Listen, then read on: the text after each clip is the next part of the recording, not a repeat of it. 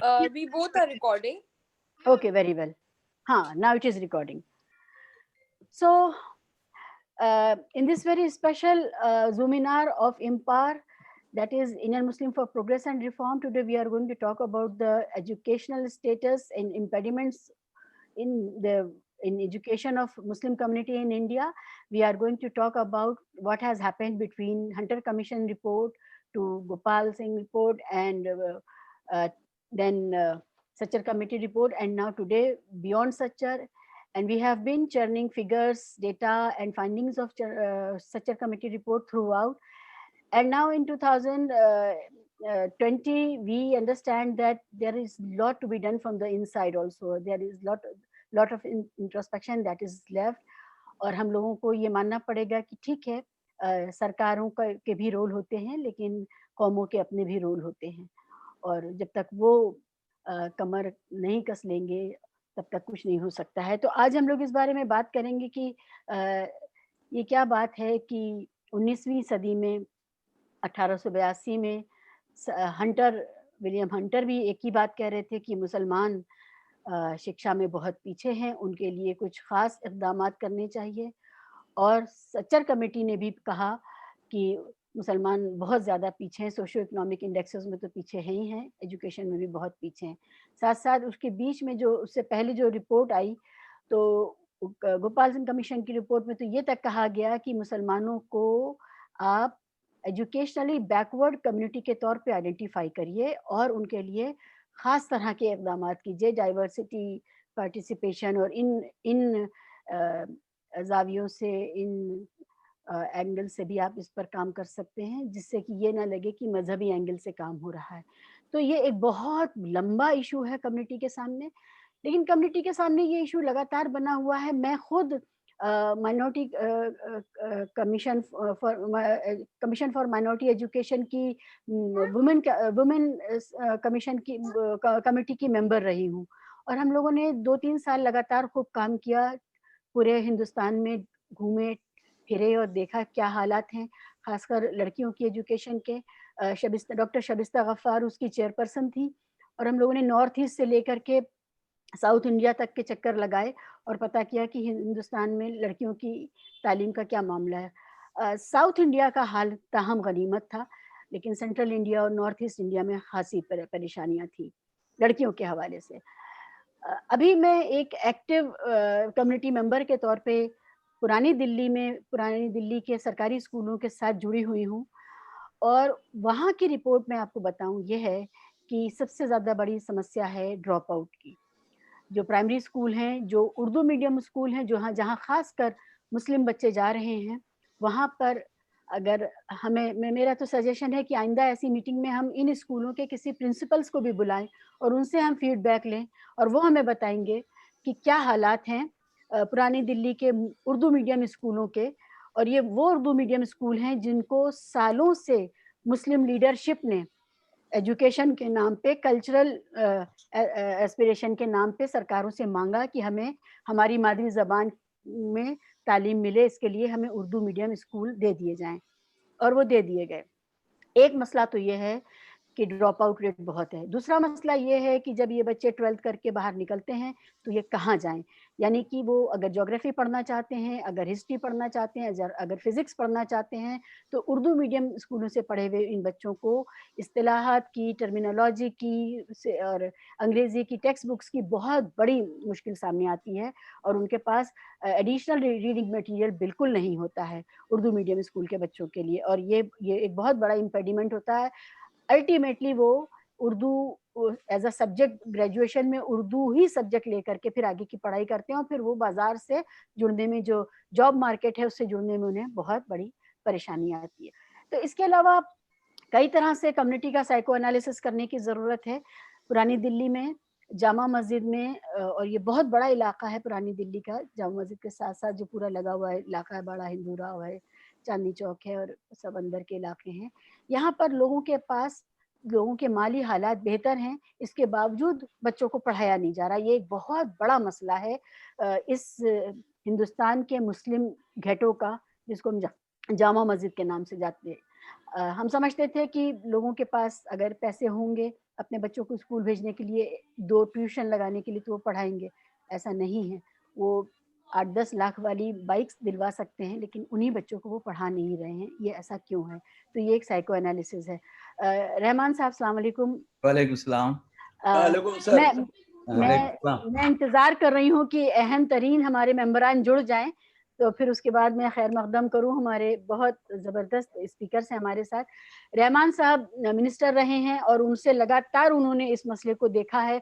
उनकी कई रिपोर्ट्स हैं, उनके कई बयानात हैं और ये सब 2013-14 तक के जो बयानात हैं, जिसमें जो आज के हालात के नहीं हैं, उस वक़्त भी जो परेशानियाँ दरपेश थी, जिस तरह से माइनॉरिटी एजुकेशन स्कॉलरशिप्स के साथ कई तरह के स्कैम्स जुड़े हुए हैं। आप सब जानते हैं, जो लोग इससे जुड़े हुए होंगे और खान साहब जुड़े हैं, तो वो जानते हैं कि किस तरह के मेरिट कम मीन्स में और post merit post matric, pre matric schemes में जो स्कैम्स हुए हैं, कई-कई 100 करोड़ के स्कैम्स हैं, वो भी हमारे ही लोगों ने किए हैं।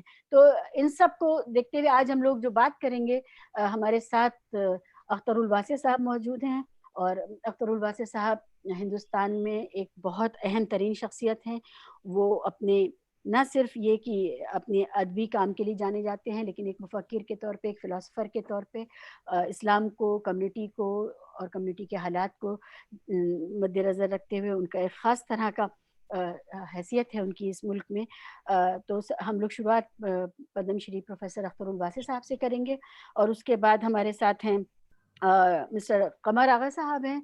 मेरा ख़्याल अभी कमर आगा साहब ने जॉइन नहीं किया है। In a while he will be joining. He is a well known journalist and an expert on West Asia diplomacy and along with that we have a very eminent lawyer, advocate Majid Memon Sahab with us. He is a politician as well, member parliament, and he is a very familiar face on lot of issues, not only Muslim issues but also on Muslim issues.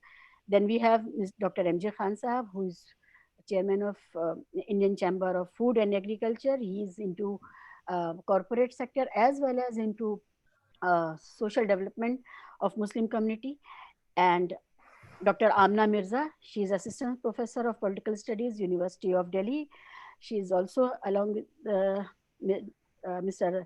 Khalid Ansari Sahab, who is our Executive Director.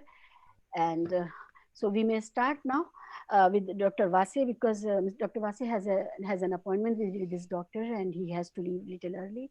So खुशामदीद अख्तर वासे साहब। जी बहुत शुक्रिया। आज आपको सुनने का मौका मिला, बहुत खुशी हो रही है। और over to you. Thank you, बहुत शुक्रिया।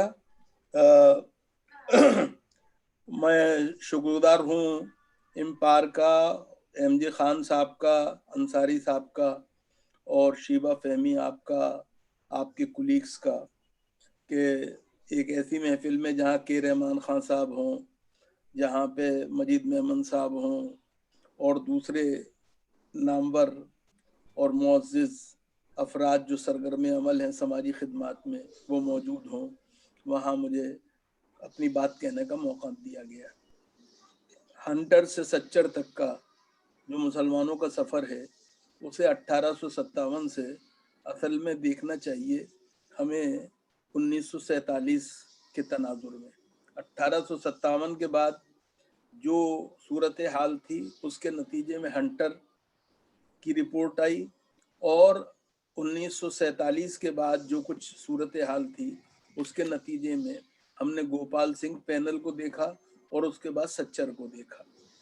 एक बात जो इस बीच में हमें वो नहीं भूलनी चाहिए, अगर कभी हमने all India Muslim educational conference जो 1886 में सर सैयद अहमद खान ने कायम की थी, उसकी अगर रिपोर्ट्स देखें, उसके सालाना जलसे जो हैं, उनके रेजोल्यूशंस को अगर देखेंगे तो बहुत दिलचस्प बात हमें ये मिलेगी कि आज 2020 में हम जिन चीज़ों का मतालबा कर रहे हैं, तकरीबन वही बातें हम 1886 से 1947 तक करते, वही मतालबात करते आए थे। इस वक्त जो सवाल है दो हैं, एक तो ये कि सरकारों के करने के काम, दूसरे ये कि खुद कम्युनिटी के करने के काम। हम जो हैं, एक बात तो ये कि सरकारों को बिल्कुल खुली छुट्टी नहीं दे सकते, और मैं उन लोगों में से नहीं हूँ जो कि एक तरह से माफ की जगह एपोलोजेटिक होते हैं, मादरत खुराना रवैया अपनाते हैं और सिर्फ अपनी ही बुराई को फैशन बना रखता है। हमें सरकारी तौर पे जो सरकार को देना चाहिए वो सरकार को देना चाहिए, और जो कम्युनिटी को करना चाहिए वो कम्युनिटी को करना चाहिए। मैं उन दोनों से इनकार नहीं करता हूँ। पहली बात मैं सरकार के हवाले से करता हूँ। हुआ ये है कि हमारी तालीमी पसमानदगी, जिसकी के सच्चर में भी बात कही गई है, गोपाल सिंह पैनल में भी बात कही गई थी। मैं हंटर की बात को इसलिए छोड़ रहा हूँ कि मुझे 47 के बाद का की मेरी पैदाइश है और मुझे उसकी ज्यादा फिक्र है कि 47 के बाद के हिंदुस्तान में क्या हो रहा है। हुआ ये है कि हमारे मोहल्लों में सरकारों ने स्कूल कम और थाने ज्यादा खोले।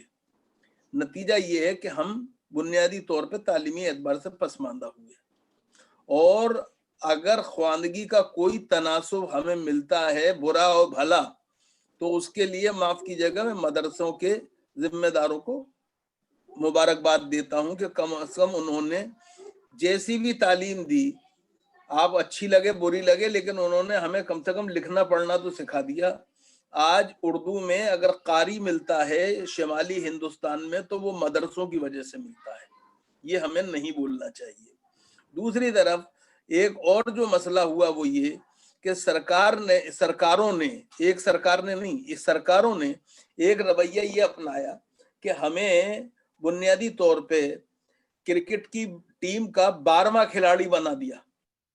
मालूम हुआ कि हम टीम में तो शामिल हैं लेकिन खेलने में हमारा हिस्सा नहीं है। जब मालूम हुआ और 12वें खिलाड़ी की हैसियत से मुसलमान जो हैं जिस इंजर्ड साइकी का शिकार रहे हैं, वो कोई बहुत मुल्क के लिए सेहतमंद बात और उनके लिए भी सेहतमंद बात नहीं थी।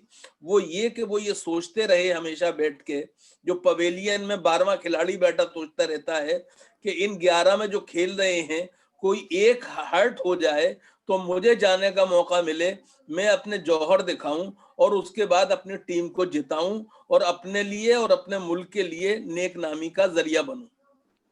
नतीजा ये हुआ कि ये सूरत हाल जो है ये एक अच्छी नहीं है, इस बात को हमें समझना चाहिए। मुसलमानों के सामने मसला जो है वो इनसिक्योरिटी का भी है। हम सब जानते हैं कि जो कुछ पिछले दिनों में हुआ है, चली है रस्म कि न कोई सर उठा के चले, यहाँ पे ये हमें इसको नहीं भूलना चाहिए। और जहां तक सवाल ये है कि मुसलमानों के इलाकों में क्या हो रहा है, तो मैं एक बात बड़े अदब से कहना चाहता हूँ, वो तकलीफ दे हो सकती है, हो सकता है कि थोड़ा सा मुझे आपको मेरी बात क्रूअल भी लगे, लेकिन मेरा अपना ये मानना है कि हमारी मजहबी क़यादत हो या सियासी क़यादत, उसके एजेंडे में तालीम और मुसलमानों की मईशत रही नहीं है। वो असल में उन्हें एक तरह से कि हमें इधर उधर जज्बाती मामलों में घुमाते रहते हैं। ये परेशानी हमारी बिल्कुल रही है, इसमें हमें कोई वो नहीं होना चाहिए। हमारी सरकार ने ये किया कि सरकार ने हमें वादों के झुंझुने तो दिए लेकिन कभी दूध की बोतल नहीं दी। हमारी लीडरशिप का ये है कि उसने हमें ये तो बताया कि कौन सा लोहा कौन से लोहे को काटता है, क्या मैं गर्म ठंडा लोहा वो गर्म नहीं बताया कि कौन सा लोहा कौन से लोहे को काटता है, लेकिन ये नहीं बताया कि ठंडा लोहा गर्म लोहे को काटता है, गर्म लोहा कभी ठंडे लोहे को नहीं काटता। नतीजा क्या हुआ, हमारे यहाँ सूरत हाल ये हो गई है कि हम गर्मी तकरीर, गर्मी जज्बात, गर्मी महफिल से सारे काम निकालना चाहते हैं। हमारी एक परेशानी और भी है, मैं उसके लिए माफी चाहता हूं कहते हुए कि हमने पिछले 100 साल में मुकर्रिर को लीडर बनाने की कोशिश की है, मुदब्बिर को कम की है जी, और जिन्हें की है उन्होंने कुछ करके भी दिया है, हमें ये कोई शक नहीं है। हमें बुनियादी तौर पे इस वक्त जो नया मंजरनामा है इसके अंदर कुछ चीजें जो हैं, तमाम परेशानियों के बावजूद कुछ चीजें ऐसी हैं जिनसे मैं इत्तेफाक नहीं करता, लेकिन सवाल ये है कि आप हाथ पे हाथ डाल के नहीं बैठ सकते। मिसाल के तौर पे सरकार ने तालीम को और सेहत को प्राइवेट सेक्टर में फेंक दिया है, बाजार के सुपुर्द कर दिया है। इसका फायदा हमें इस तरह उठाना चाहिए कि हम अपने तालीमी इदारे इस सूरत हाल से फायदा उठाते हुए कायम करें। और तालीमी इदारों में भी हमें अपनी ज़रूरतों की और अपनी तरजीहात का ख्याल रखना चाहिए। उसमें ख़ास तौर से हमारी ज़रूरत और तरजीहात अच्छे स्कूल हैं। अगर हम 10वीं और 12वीं तक अपने बच्चों को बेहतर से बेहतर, अच्छी से अच्छी तालीम दिला दें, तो वो दुनिया के हर मुकाबले में अपनी जगह बना सकते हैं। और अभी हमने उड़ीसा के लड़के की मिसाल नीट के हवाले से देखी है। हम इसके अलावा भी यूपीएससी के एग्जाम्स में जो पहले से कदरे बेहतर, बहुत ही आटे में नमक के बराबर ही सही, लेकिन जो बेहतरी हो रही है उसको देख रहे हैं, तो इसको देखना चाहिए।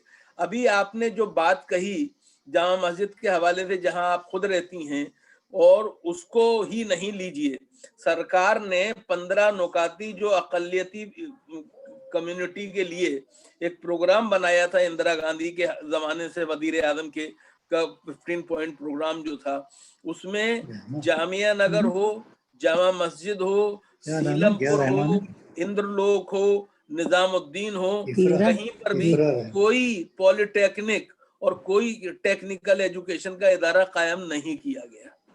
जी, सवाल ये है कि जो हमारे यहाँ एक और मसला हो गया है, और वो ये है कि हमारी लड़कियां जो हैं वो माशाल्लाह बेहतर कर रही हैं। कुछ लोग उससे परेशान होते हैं, और मिसाल के तौर पे लोगों को एक तशवीश होती है कि क्या हो रहा है, मुसलमान लड़कियां मुसलमान लड़कों से आगे बढ़ी जा रही हैं, क्या होगा। मैं इससे परेशान नहीं होता, खुश होता हूँ, इसलिए कि अल्लाह के रसूल ने कहा था कि हम इल्म हासिल करो माँ की गोद से लेकर कब्र तक, बाप की गोद नहीं कहा था। मुझे यकीन है जिस उम्मत में माएँ तालीम याफ्ता होंगी उसके लड़के कभी जाहिल नहीं रह पाएंगे। इसलिए माओं को तालीम हासिल करने में और आगे बढ़ने में हमें मदद देनी चाहिए। इम्पार जैसी ऑर्गेनाइजेशन जो हैं, जो काम कर रही हैं और जो एक नया एजेंडा सेट कर रही हैं, वो मेरे नज़दीक गैर मामूली अहमियत का हामिल है। और ये इस तरह की कोशिशें जैसे आज आप कर रही हैं और इससे पहले भी करते रहे हैं, मेरा ख्याल ये है इस मंथन से, इस चर्निंग से कुछ ना कुछ निकल के जरूर आएगा। हमें ये समझना चाहिए। अब जहां तक इस बात की बात है कि सियासी तौर पे क्या हो, मैं सियासत से गुरेजा होने के लिए बिल्कुल मशवरा नहीं देता हूं। हमें जमहूरियत में, सेकुलरिज्म में यकीन रखना चाहिए, इस मुल्क के दस्तूर में यकीन रखना चाहिए, इस मुल्क की अक्सरियत के अच्छे होने पे यकीन रखना चाहिए। लेकिन सबसे बड़ी बात यह है कि हमें जो अपने अंदर की खामियां हैं उन पर नजर डालने के साथ दूसरी तरफ भी नजर डालनी चाहिए। और सरकारों से ये सब हमें एक डायलॉग करने की कोशिश करनी चाहिए। हमारी एक बड़ी परेशानी ये, मैं आपके सामने कह देता हूँ, मुझे कोई बयानी नहीं है, कि हमने एक बात ये तय कर ली है कि जो भी सरकार आएगी वो हमारे लिए, हम उसके हलीफ नहीं होंगे, हरीफ ही होंगे। और वो कोई भी हो, मैं खुद उसका हिस्सा रहा हूँ, इस तरह की जहनीत का मैं ये अपने ऊपर भी इल्जाम इसका कबूल करता हूँ। लेकिन मिसाल के तौर पे मैं एक मिसाल दे रहा हूँ सिर्फ आपको, हो सकता है कि बहुत अच्छी ना लगे लोगों को, लेकिन अलीगढ़ में लाल बहादुर शास्त्री के बाद कोई वजीर आजम आज तक नहीं गया है। ये गौर तलब बात है। मैं इसलिए नहीं कह रहा हूं कि, इसलिए मैं कह रहा हूं कि अलीगढ़ में और जामिया मिल्लिया इस्लामिया में और जामिया हमदर्द में और दूसरे इदारों में का सरकार के साथ एक एक्टिव कोलैबोरेशन होना चाहिए। जी, सरकारों को भी समझना चाहिए कि ये इदारे बुनियादी तौर पे अकलियतों के इदारे हैं, उन्होंने कायम किए हैं, उनकी हर तरह मदद करनी चाहिए। इसमें हर तरह की सरकार जो है वो जिम्मेदार रही है उसके अकलियती इदारों को बर्बाद करने में और उनकी मराआत को रोकने में। तो इन सारी चीजों पे हमें गौर करना चाहिए। मैं समझता हूँ कि ये चंद बातें थी जो मैंने अर्ज की। हो सकता है कि इसमें बात बातें मैं ऐसी हों जो लोगों को पसंद ना आए, उसके लिए मैं माफी मांगे लेता हूँ। लेकिन बात यह है कि मेरा अपना मानना यह है कि जो सच है वो हमें कहना चाहिए, और ये ख्याल रखना चाहिए कि सरकारें आती जाती रहेंगी, लेकिन मुल्क अपनी जगह रहेगा, सरकार बदलेगी, संविधान अपनी जगह रहेगा। संविधान को बदलने की अगर कोई कोशिश की जाएगी तो हम उसके लिए पूरी तरह से तैयार हैं। जमहूरी जद्दोजहद के लिए, एक सेकुलर किरदार को बरकरार रखने के लिए, हर जद्दोजहद के लिए हमें किसी तरह का तकल्लुफ नहीं होना चाहिए। लेकिन मुसलमानों को सिर्फ एक तरह से किसी एक पार्टी का पुंछल्ला बन जाए, इसकी भी कोशिश को अब तर्क कर देना चाहिए, बल्कि अपने मुस्तकबिल के लिए फिक्र करनी चाहिए। और जहां तक सवाल है इसका कि जो हम कोशिशें करते हैं उसकी मुखालफतें होती हैं, तो वो कोई ऐसी बात नहीं है। अच्छे कामों की हमेशा मुखालफत होती आई है। अकबर इलाहाबादी ने बड़ी अच्छी बात कही थी। वो एमजे खान साहब यहाँ मौजूद नहीं है शायद, मगर उनकी नजर में करे देता हूँ। मजीद मेमन साहब और के रहमान खान साहब वगैरह इससे बखूबी वाकिफ हैं। अकबर ने कहा था कि कौम की खिदमत करो तो कौम की गाली सुनो, जो घर में चुप बैठो तो ताने हाली सुनो। वाह क्या खूब दी है पीरे तरीकत ने सलाह, सबको गोली मारो डट के कव्वाली सुनो। तो माफ कीजिएगा, इस चीज से निकलने की कोशिश है और बेहतर किया जाए तो बेहतर है। मैं माफी चाहता हूँ, मेरी आंखों का ऑपरेशन हुआ है, लेकिन चूंकि ये हुक्म था और इतने बड़े लोग आ रहे थे, इनके साथ जुड़ना जो था मेरे लिए खुशनसीबी की बात थी। रहमान खान साहब तो मेरे मुरब्बी और मोहसिन है, मैं उसे कभी नहीं भूल सकता। मजीद मेमन साहब जो है मेरे लिए सोर्स ऑफ इंस्पिरेशन रहे हैं, मैं उनका भी हमेशा वो कायल हूँ। मैं सबका शुक्रिया अदा करता हूँ और मैं माफ़ी चाहता हूँ कि मुझे अपनी आंखों की तकलीफ की वजह से मेरे लिए बहुत देर तक क्या मैं स्क्रीन को देखते रहना मुमकिन नहीं होगा। मैं माफ़ी चाहता हूँ। बहुत शुक्रिया। शुक्रिया। बहुत शुक्रिया अख्तरुल बासी साहब। आपकी आंखें जल्द से जल्द ठीक हों और आराम करें। मुझे समझ में आ रहा है किसी को आंखें ना दिखाएं। ये आंखें दिखाने का नतीजा तो नहीं है। खैर, बहुत शुक्रिया। आपके ये शुरुआती कलमात हमारे लिए बहुत अहम है। अख्तरुल बासी साहब ने अपने रवैयों पर ध्यान देने की बात कही है। कौम के तौर पे भी और इंडिविजुअली भी हम लोगों को अपने रवैयों को ठीक करना है। ख़ासकर हुकूमत के साथ, स्टेट के साथ हमारा जो लगातार एक रवैया है और वो खींचतान का रवैया जो है, उसको सुधारने की ज़रूरत है। क्या कमर आगा साहब आ गए? मुझे स्क्रीन पर कहीं नज़र नहीं आ रहे हैं। कमर आगा साहब दिख रहे हैं किसी को? खालिद साहब आपको दिख रहे हैं क्या कमर आगा साहब? हमारे नेक्स्ट स्पीकर हैं। No ma'am, she has not joined yet. Okay, तो ठीक है, फिर हम सीधे मजीद मेमन साहब के पास चलते हैं और मजीद मेमन साहब को सुनते हैं इस बारे में। और वो बॉम्बे से आते हैं। महाराष्ट्र का सीन और वहाँ का सीन तो उनको पता है, लेकिन हिंदुस्तान पर उनकी नज़र है। मजीद मेमन साहब। ये बंद हो जाता है।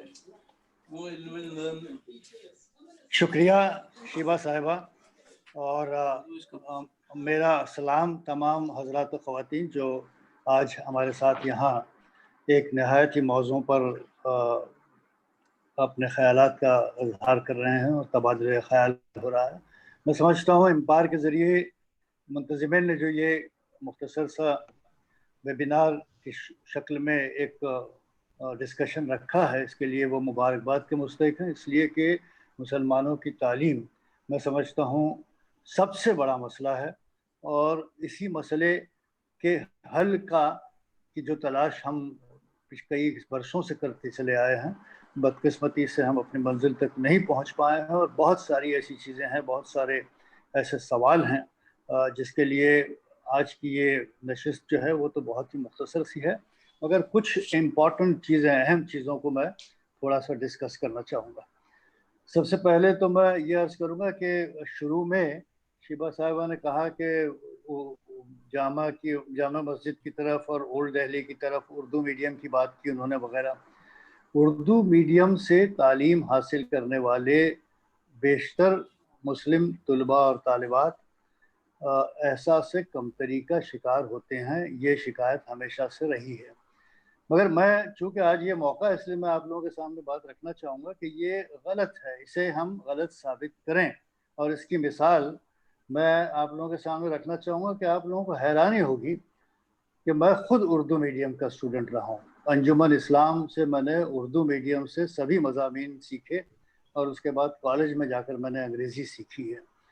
न सिर्फ मैं बल्कि अंजुमन इस्लाम मुंबई जो एक बहुत ही अजीम अदारा है जिससे मैं जुड़ा रहा अपने तालिब इल्मी के ज़माने में, बल्कि मेरे अलावा उसी अंजुमन इस्लाम अदारे से और बड़ी बड़ी हस्तियाँ, दिलीप कुमार साहब और AR अंतुले साहब जो महाराष्ट्र के चीफ मिनिस्टर भी बने, रहमान साहब के साथ ही रहे, ये अंजुमन की प्रोडक्ट हैं, उर्दू मीडियम की प्रोडक्ट हैं दुनिया में जिन्होंने शोहरत पाई। अल्हम्दुलिल्लाह अंजुमन इस्लाम के अदारे ने आज से कुछ साल पहले हम लोगों का ऑनर भी किया as products of Anjuman, because if we have succeeded in our lives, we have made name mark, then it must be conveyed to everybody. सब तक जानी चाहिए बात, खासतौर पर आपकी पुरानी दिल्ली के लोगों का जिनका जिक्र किया आपने, उन तक ये बात जाननी चाहिए कि हमने उर्दू मीडियम से, मैंने खुद उर्दू मीडियम से तमाम मज़ामीन, जोग्राफिया, तारीख़, मैथमेटिक्स, साइंस, सभी सब्जेक्ट मैंने उर्दू मीडियम से पढ़े। और जब मैं कॉलेज में अंग्रेज़ी के कॉलेज में गया ग्रेजुएशन के लिए तो एहसास कमतरी मुझे भी होनी चाहिए थी, लेकिन ये अल्लाह का एहसान है कि एहसास कमतरी तो दूर, मुझे तो एहसास बरतरी था। और मैंने तो अपने प्रोफेसर को फर्स्ट ईयर में ये कहा कि मुझे आप MA के एग्ज़ाम में बिठा दीजिए, 6 साल मैं क्यों ज़ाया करूं, मैं MA के एग्ज़ाम में भी उम्मीद रखता हूं कि इंशाअल्लाह कामयाब हो सकूंगा। तो ये जज्बा होना चाहिए। और उसके बाद जब मैंने वकालत शुरू करके अंग्रेज़ी में बहस करना शुरू किया, अंग्रेज़ी में सारा काम होता था, वहाँ उर्दू की कोई गुंजाइश नहीं थी। महाराष्ट्र में जब वकालत की तो मराठी चलती थी, मगर अंग्रेज़ी मेन ज़बान रही। अंग्रेज़ी में अल्हम्दुलिल्लाह वो महारत थी कि लोग दांतों तले उंगली दबा के सुना करते थे हमें। तो ये सब मुमकिन है। देखिए, कोशिश होनी चाहिए, लगन होनी चाहिए, हमारे बच्चे बच्चियों को ये बात की खबर होनी चाहिए कि कोई चीज़ मुश्किल नहीं है। अगर आप मेहनत से आगे बढ़ें तो आप यकीनन तरक्की कर सकते हैं। तालीमी माहौल में एक और छोटी सी मिसाल मैं आपके सामने इसलिए रखूँगा कि वसे साहब ने अभी मुसलमान लड़कियों की बात की, तो मुसलमान लड़कियां मुसलमान लड़कों के मुकाबले में ज़्यादा तेज़ रही हैं, बोर्ड के एग्ज़ाम में उनके नंबर आगे आते हैं। तो ये वाकई में एक अच्छी और काबिल तारीफ़ बात है। एक छोटी सी मिसाल मैं आपको दूं कि कुछ साल पहले महाराष्ट्र के एक ज़िले में, सांगली जो मुंबई से 200-300 किलोमीटर फासले पर है, वहाँ की एक मुस्लिम एजुकेशनल इंस्टीट्यूट में एक जश्न रखा था जहाँ लड़कियाँ अक्सरियत से SSC के एग्ज़ाम में अपीयर होती थीं और बच्चियाँ तमाम काले बुरके में हमारे सामने प्रोग्राम में बैठी थी। जब हम वहाँ गए और वालिदैन को एक तरफ बिठाया गया, असातिज़ा को बिठाया गया और तालिबात जो बच्चियाँ थीं उन सबको सामने एक बहुत बड़ी तादाद में बैठे थे, हम लोग स्टेज से उनको खिताब कर रहे थे। मुझे याद है वो दिन, एक बहुत अहम वाक़या है इसलिए मैं पेश कर रहा हूँ, हालांकि ये 2-3 मिनट हमारे ले लेगा। तो वहाँ प्रोग्राम ये था कि एक बच्ची को 84% मार्क SSC में मिला था और उसको कॉलेज की तरफ से 25,000 रुपये का इनाम देना था। तो इसलिए उन्होंने हमें बुलाया था और मेरे हाथों से उसको इनाम का कवर देना था। वो फंक्शन रहा, वहाँ तकरीरें हुई, अच्छे बड़े बड़े लोग, मिनिस्टर भी थे हमारे महाराष्ट्र के। तो मैंने जब ये सुना कि 84% एक मुसलमान लड़की ने SSC में मार्क लिया तो जश्न हो रहा है, तो बड़ी अच्छी बात है। अपनी तकरीर में मैंने जो बात कही वो एक यादगार रही और उसके बाद वो सिलसिला लगभग 5 साल तक चला। ये मैं अभी आपको बता दूं कि मैंने अपनी तकरीर में ये कहा कि बड़ी खुशी है इस बच्ची को मुझे ये तोहफा देते हुए अपने हाथों से 25,000 रुपये का, लेकिन ये 84% पर हम इतने खुश हो गए जबकि ज़माना कहाँ जा रहा है। हम देख रहे हैं कि बाकी हमारे मुकाबले में दूसरे गैर मुसलमान बच्चे जो हैं वो 96, 97, 98, 99% मार्क्स ले रहे हैं और हम 84 पर खुश हो गए और जश्न मना रहे हैं।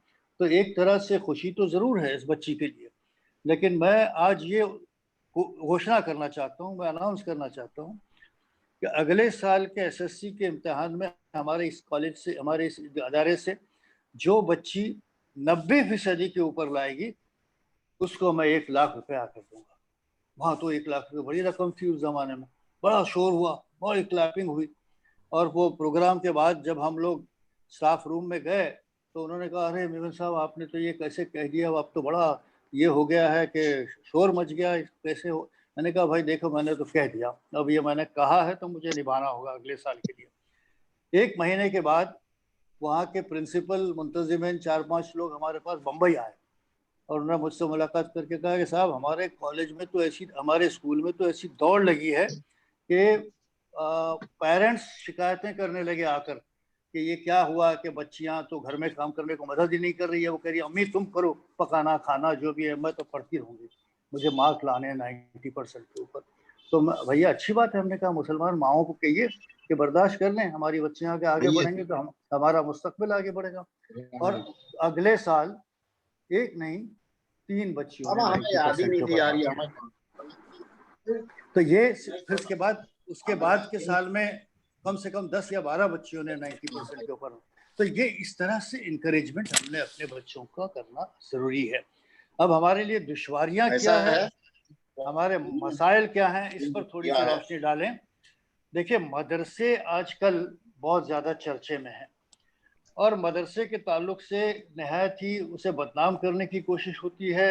एक गलत इमेज, गलत छवि फैलाकर लोगों को गुमराह करने की कोशिश की जा रही है। इसमें राजनीति भी बहुत कुछ है और कुछ कम्युनल एलिमेंट्स भी होंगे, मगर हमें इससे मायूस होने की ज़रूरत नहीं है।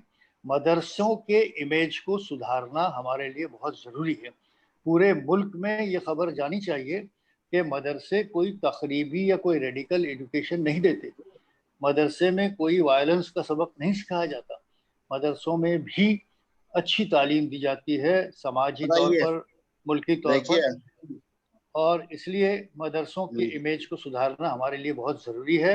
हमारे रहमान साहब हैं और लोग हैं जो जिनका बहुत ही असर दूर तक जा सकता है, वो इस बारे में ज़रूर कुछ रोशनी डालेंगे और 1 किलो चिकन गया 160 रुपए। ये कौन साहब बोल रहे हैं? चावल 80 रुपए। गफरान भाई गया 160 रुपए 80 रुपए। म्यूट कर ले, कौन साहब बोल रहे हैं? आज 3 किलो चावल। ऐसा करें सेंट्रली म्यूट कर दें। इंजिला आप सेंट्रली म्यूट कर दें इसको, आप शायद होस्ट होंगी इसकी। Request everybody to mute. ना बोले ना, चावल और दाल की कीमत हम लोग बाद में देख लेंगे। लिहाजा खैर अब जो हमारा आज का, मुझे लगता है सेंट्रली म्यूट कर दें अच्छा रहेगा। होस्ट म्यूट करें। अगर वो देखूंगी चोर लटकी रहेगी, क्या करेगा, घड़ियां लगानी पड़ेंगी क्योंकि इस पे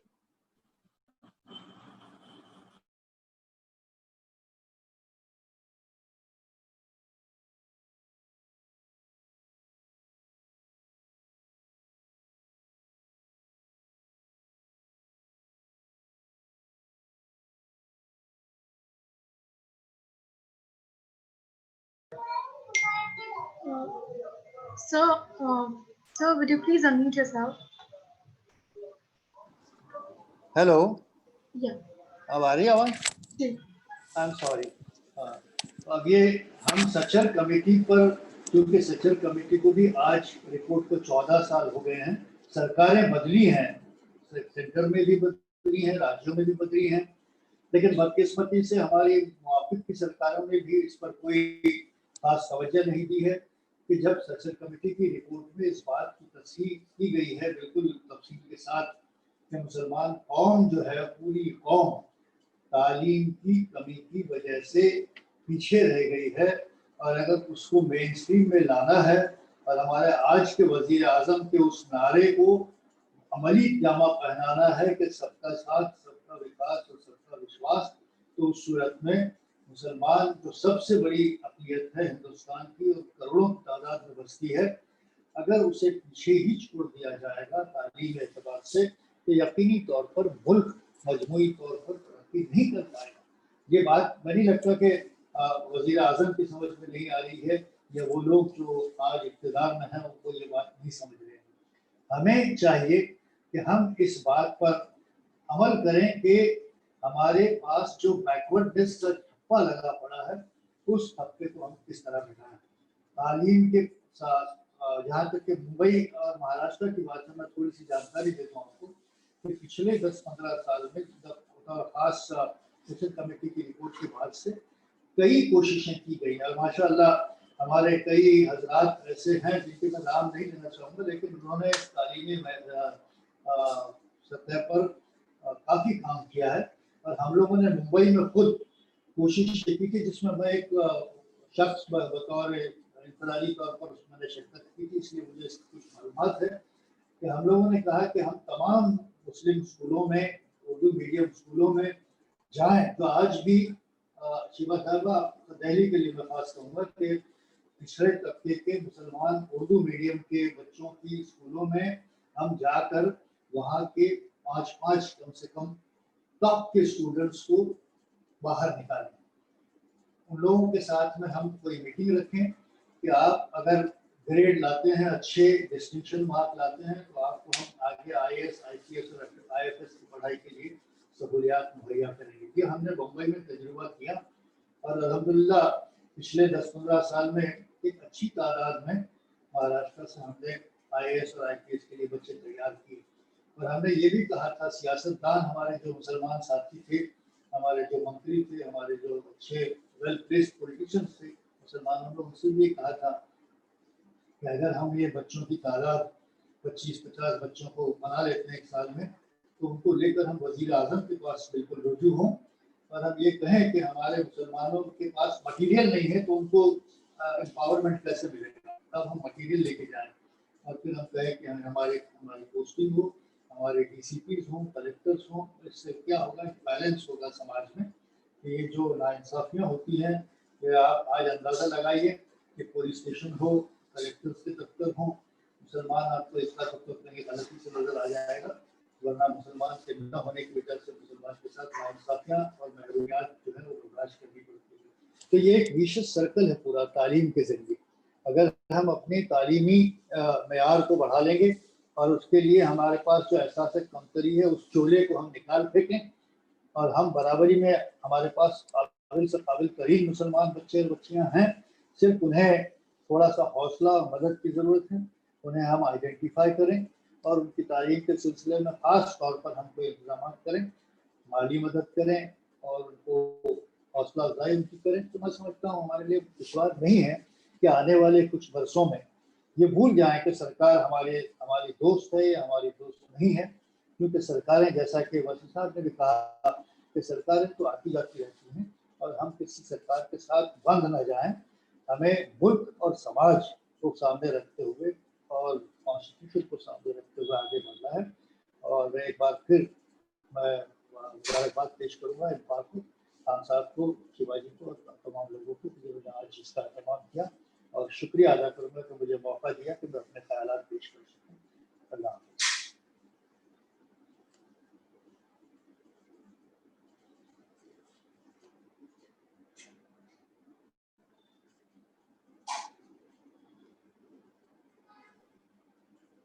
हेलो। यस, बोलिए। बहुत शुक्रिया मजीद साहब, आपने बहुत ज़बरदस्त वाक़या सुनाया, ख़ुद अपने बचपन का, अपने हवाले से भी, और उसके अलावा जो लड़कियों की एजुकेशन को आपने इंसेंटिवाइज़ किया तो उसका जो असर निकल के आया वो दिल्ली में भी यहाँ पर होता है, करते हैं, और इस वक्त केजरीवाल सरकार भी कुछ कर रही है इस तरह का।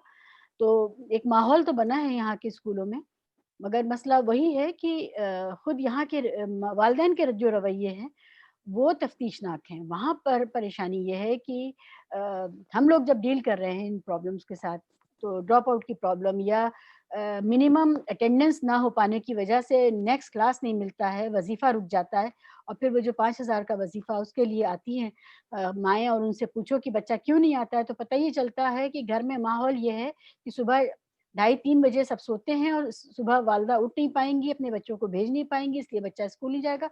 मतलब इस तरह का माहौल है कि समझ में नहीं आता है कि ये कौम कैसे, जबकि मुआवज़ा भी मिल रहा है, पढ़ाने पे कोई खर्च नहीं है, दोपहर का खाना भी मिलता है, इसके बावजूद ये हाल है।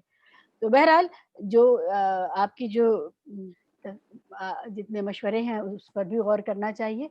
रहमान साहब हमारे बीच हैं, रहमान साहब से मैं खुसूसी इनसे गुज़ारिश मैं करूँगी, लेकिन उससे पहले डॉक्टर आमना मिर्ज़ा हमारे साथ हैं, दिल्ली यूनिवर्सिटी से डॉक्टर आमना मिर्ज़ा पॉलिटिकल साइंस की प्रोफ़ेसर हैं, उनसे सुनते हैं उनके कलमात और उसके बाद रहमान साहब के लिए हम लोग मुंतजिर बैठे हुए हैं।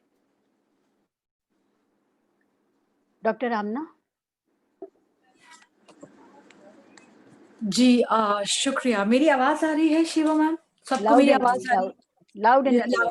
Loud and clear, okay. सबसे पहले अस्सलाम वालेकुम टू ईच एंड ऑल। मैं इम्पार का, एमजे खान साहब का, अंसारी सर का, शिवा मैडम का और हमारे साथ Akhtarul sir, most respected Majeed sir, A K. Rahman sir, everyone, मेरा सबको एक बार फिर अस्सलाम वालेकुम। आज का जो टॉपिक है, क्योंकि मैं एजुकेशन से ही हूँ, दिल्ली यूनिवर्सिटी में पढ़ाती हूँ, काफ़ी आर्टिकल्स, जर्नल्स और आर्ट फेस्टिवल्स के साथ जुड़ी भी हूँ, तो एजुकेशन जो कि तालीम जो एक बहुत ही लाइफ लॉन्ग प्रोसेस है उसके साथ जुड़ी हुई हूँ और बहुत खुशी के साथ कहती हूँ कि जो मेरा ताल्लुकात है, जैसे शिवा मैडम ने बताया, पुरानी दिल्ली के साथ है और मेरा ताल्लुकात साउथ इंडिया के साथ भी है। तो मैं थोड़ा कोई कंपैरेटिव एनालिसिस भी मैं आपको यहाँ पर बता सकती हूँ कि जब हम तालीम की बात करते हैं कि आज तालीम को लेकर हमें बहुत सारी बातों में तवज्जो देने की ज़रूरत है। मैं इंग्लिश और हिंदी और उर्दू तीनों में मिलाकर ज़बानों में बात करूँगी और अपनी बात बिल्कुल छोटे तरीके से बहुत ही कम टाइम में बताऊँगी। आज हमारे सभी स्पीकर्स ने जब आज हम बात कर रहे हैं कि हंटर कमीशन से लेकर सच्चर कमीशन तक, जब हम मुसलमान का इल्म में, एजुकेशन के क्षेत्र में जब हम देख रहे हैं किस तरह हम इसको सिचुएट करें, सबसे पहले तो हमें बात जाननी चाहिए कि जो इल्म है, हमारी जो किताब है कुरान, उसमें जो पहला वर्ड यूज किया गया है वो है इकरा। तो तालीम की कितनी इंपॉर्टेंस है दीन में, उसके ऊपर कोई डिबेट नहीं है, कोई डिस्कशन नहीं होनी चाहिए। दूसरी बात ये है, सबसे पहले हमें शुरुआत ये करनी है कि तालीम से, एजुकेशन से हम क्या समझते हैं। अगर कुछ आंकड़े, डेटा के हिसाब से मैं आप लोग के बीच बात करूं, तो दोनों हंटर कमीशन में और साथ साथ सच्चर कमीशन में एक वॉइड की, एक वैक्यूम की बात करी गई है। हंटर कमीशन में जो बात करी गई थी मॉरल एजुकेशन की, कि जो हमारी मोरालिटी है, जो नैतिकता है, हम किस चीज को सही और गलत, जो हमारा नजरिया है जिंदगी को, तकलीफों को समझने का, परेशानियों को समाधान ढूंढने का, वो मॉरल एजुकेशन कहाँ है। तो सवाल ये उठता है कि जब आज हम देख रहे हैं कि हर तरीके से एक तरह का स्टिग्मा कम्युनिटी के साथ अटैच किया जा रहा है, मीडिया में मिसरिप्रेजेंटेशन हो रहा है, और जैसे शिवा मैडम ने बताया कि एजुकेशन को देखिए आप एक पूरे होलिस्टिक प्रोसेस में देखिए। सिर्फ ये कहना कि स्कॉलरशिप मिल रही है वो एजुकेशन नहीं है, आपको घर के माहौल तक झांक कर देखना होगा कि असली मसला क्या है। तो आज हम ये देख रहे हैं कि हमारे लिए ये बहुत ही इम्पोर्टेंट बात है कि आज हम इस चीज पर रिफ्लेक्ट करें कि क्या हमारी तालीम में कहीं ना कहीं वो जो मोरालिटी का एक आइडिया है, क्योंकि जो जो आपका जो इल्म होता है वो आपको नर्म दिल बनाता है, आपका जो इल्म होता है वो आपको आगे लेकर जाता है। क्या कहीं ना कहीं अभी तक का जो हमने सफर, चाहे आजादी से पहले का हो या आजादी के बाद का हो, क्या हमने ये मॉरल्स की जो बात है कहीं छोड़ दी है, आधे रास्ते ही छोड़ दी है। दूसरी बात ये है कि जब आज फीमेल एजुकेशन की बात हो रही है, यहाँ पर भी एक बहुत ही चीज को बड़े पैमाने पर, जिसे हम कहते हैं ब्रॉड फ्रेमवर्क या कॉन्टेक्स्ट में हमें देखने की जरूरत है। सिर्फ एजुकेशन का मतलब कि बीए की डिग्री हासिल हो जाए, फलां डिग्री हासिल हो जाए, वो जरूरी नहीं है। एजुकेशन में यहाँ पर हमारी जहन में बदलाव की बहुत जरूरी है, क्योंकि कोई भी स्कीम, कोई भी स्कूल, कोई भी कॉलेज पूरी तरीके से नहीं हमें मुकम्मल कर सकता जब तक हमारे जहन में, हमारे इल्म को लेकर, हमारे दीन को लेकर एक नई चाह हो, एक नया रास्ता हो। वेरी इंपॉर्टेंट बात जो मैं I was listening to most respected Majeed sir and how he points out कि उन्होंने उर्दू में तालीम ली और किस तरह से आगे जाके अंग्रेजी में, जी हाँ सर का काम काफी, मतलब जब आप वकालत के उसमें अदालत में जब पूरा करते हैं पूरा काम, तारीफ काबिल है। सर यहाँ पर जो हम रिवाइवल ऑफ आइडेंटिटी की हम बात कर रहे हैं, बहुत जरूरी है हमें ये चीज समझना कि जो एक मेजॉरिटी माइनॉरिटी के बीच में एक डायलॉग होता है। देखिए कोई भी देश, कोई भी समाज केवल ये कहना कि संविधान का एक दस्तावेज हमें कह रहा है कि हम सेक्युलर हैं, उससे नहीं चलता है। हमेशा एक देश, एक संविधान, एक सिविलाइजेशन, एक कौम चलती है एक डायलॉग में। तो कहीं ना कहीं हमें अपने अंदर भी झांक कर देखना होगा कि ये जो डायलॉग है, ये जो हमारी बात की प्रक्रिया रही है मेजॉरिटी व अन्य हमारी कम्युनिटीज के साथ, क्या कहीं ना कहीं इस पर हमने एक एक्सक्लूसिव, सबसे अलग हटना, आइसोलेशनिस्ट या सुप्रीमिस्ट एटीट्यूड की तरह हमने इसको डील करा है। और रिवाइवल ऑफ आइडेंटिटी में हमें जानना है कि दूसरा इंसान हमारे धर्म को, हमारे दीन को नहीं जानता। हम खुद उस दीन के, उस अच्छे दीन के मैसेज के, अपनी कौम के ब्रांड एम्बेसडर हैं। तो यहाँ पर जो इम्पायर ने एक बहुत ही तारीफ़ काबिल एक पूरी मैं इनकी एक्टिविटीज़ को फ़ॉलो करती हूँ। बहुत ही इम्पोर्टेंट आप सब एक्टिविटीज़ कर रहे हैं क्योंकि यहाँ पर each one has to make a difference. हम सबको मिलकर सोचना होगा कि हम किस तरह से अपने दीन के, अपने कौम के और अपने देश के डायलॉग को जो हमें जारी रखना है, उसके एक बेहतरीन ब्रांड एम्बेसडर के रूप में उभर कर आएँ। दूसरी बात ये है कि जब आज हम एजुकेशन के सिनेरियो की बात कर रहे हैं, क्योंकि मैं खुद एजुकेशन से के सिनेरियो सिस्टम से हूँ, तो यहाँ पर हमें देखना है कि with the bigger process of और लैक ऑफ अपॉर्चुनिटी, क्योंकि आप देखिए कि इस समय नौकरियों की कमी है। आज आप देखें कॉन्ट्रैक्चुअलाइजेशन हर जगह बढ़ रहा है, चीजें नई रफ्तार से बढ़ रही हैं। इन बदलती हुई इकोनॉमिक और एडमिनिस्ट्रेटिव परिस्थितियों के साथ-साथ जिस पे हमें तवज्जो देनी है, वो है जो एक बिगर सोशल और कल्चरल सेटअप है जिसके अंतर्गत हम सब लोग हैं, जहाँ पर फियर मॉन्गरिंग जो एक आइडिया है कि कहीं न कहीं हर चीज़ में, हर न्यूज़ को उसका जो तकलीफ है, उसकी जो प्रॉब्लम है, एक दरवाजे तक छोड़ दी जाती है। वो होता है कि कोई adhering out us versus them narrative में मुस्लिम को हम आइडेंटिफाई करें। तो इसमें भी हमें सोचने की ज़रूरत है कि हमारी जो जद्दोजहद है तालीम को पाने की, हमारी जो जद्दोजहद है अपने यूथ का मुस्तकबिल आगे बढ़ाने की और अपने घर, परिवार, अपने समाज, अपनी कौम को अच्छा रखने की, ये जद्दोजहद इस फ़ियर मॉन्गरिंग से हम जो एक लड़ने का तरीका है, उसमें हमें सोचना है कि जो एक बिगर मैसेज है, जो एक बिगर मॉरल मैसेज है आपके रिलिजन का, शुक्र का, सब्र का, पेशेंस का, कोई बैकबाइटिंग ना करने का, उन सबको आपको अपने इस डेली लाइफ में जोड़कर रखना होगा। ये बातें शायद आइडियलिस्टिक लग रही होंगी, लेकिन इनको प्रैक्टिस करने से कहीं न कहीं जो एक बिगर जंग है, क्योंकि आपकी जंग दूसरे को गलत साबित करना नहीं है। आपकी जंग है अपने आप को, अपनी कौम को मुकम्मल आगे बढ़ाने की। आपकी जंग है कि पुराना ना सोचते हुए आगे किस तरह आप अपने आप को, मुस्तकबिल को, अपने आप को बुलंद तरीन तरीके से आगे लेके जाएंगे, उस पर ध्यान रखने की। और साथ साथ हमें सोचना है कि ये जो हमारे प्रयास हो, ये जो हमारे तरीके हो, ये हमेशा in the process of exclusivity ना हो। हमें अलग हट के काम नहीं, हमें कुछ ना कुछ अपने तरफ से भी, जिसे हम कहते हैं इनोवेशन का आज का दौर है, हमें अपने सोच में भी, अपने अप्रोच में भी चीजों को इनोवेटिव तरीके से, अपने दीन की अच्छी बातों को समाज के हर लेवल तक लेकर जाना है। जैसे हम कहते हैं ब्रांड एम्बेसडर होने की बात, मैं आपको बताती हूँ कि मैंने कभी भी किसी भी उर्दू मीडियम स्कूल में नहीं पढ़ा। मैं दिल्ली पब्लिक स्कूल से पढ़ी, उसके बाद मैं सेंट स्टीफेंस कॉलेज से पढ़ाई करी, उसके बाद मैं बेल्जियम गई पढ़ाई करने, और अभी मैं दिल्ली यूनिवर्सिटी में असिस्टेंट प्रोफेसर हूँ।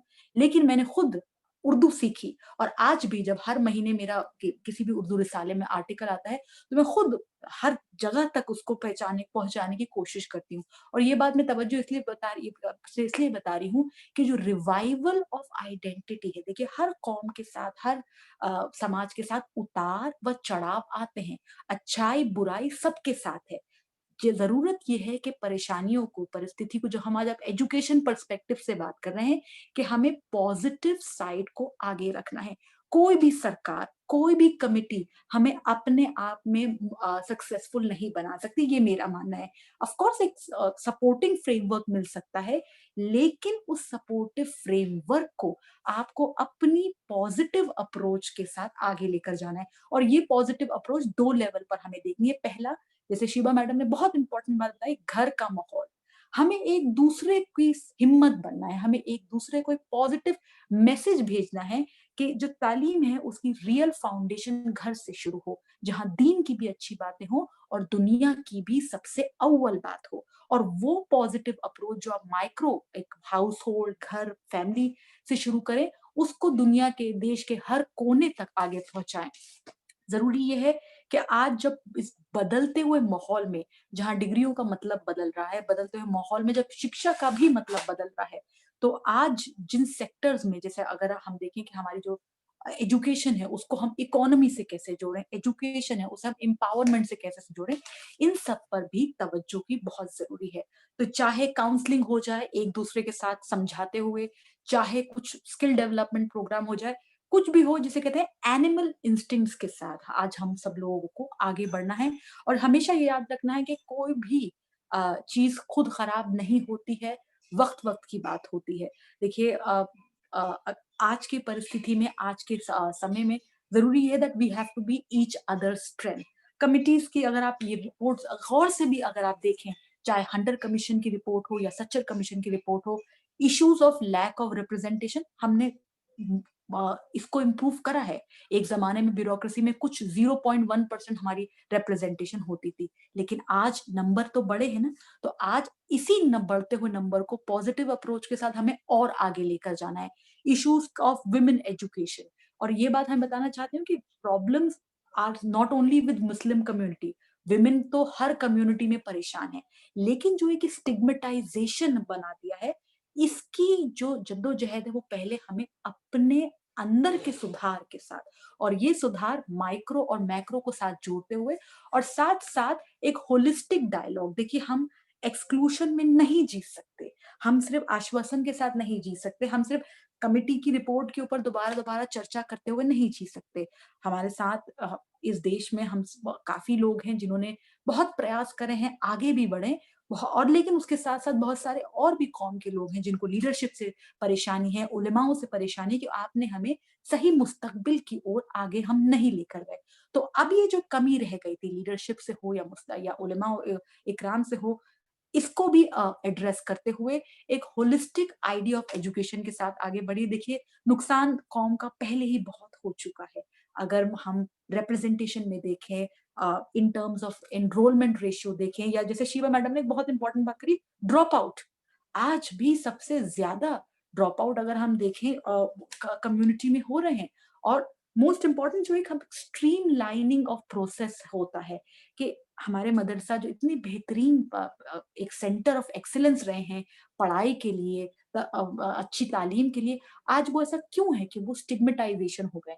क्यों ना हम अपने मदरसा को as centre of inclusive learning के साथ बिठाएं।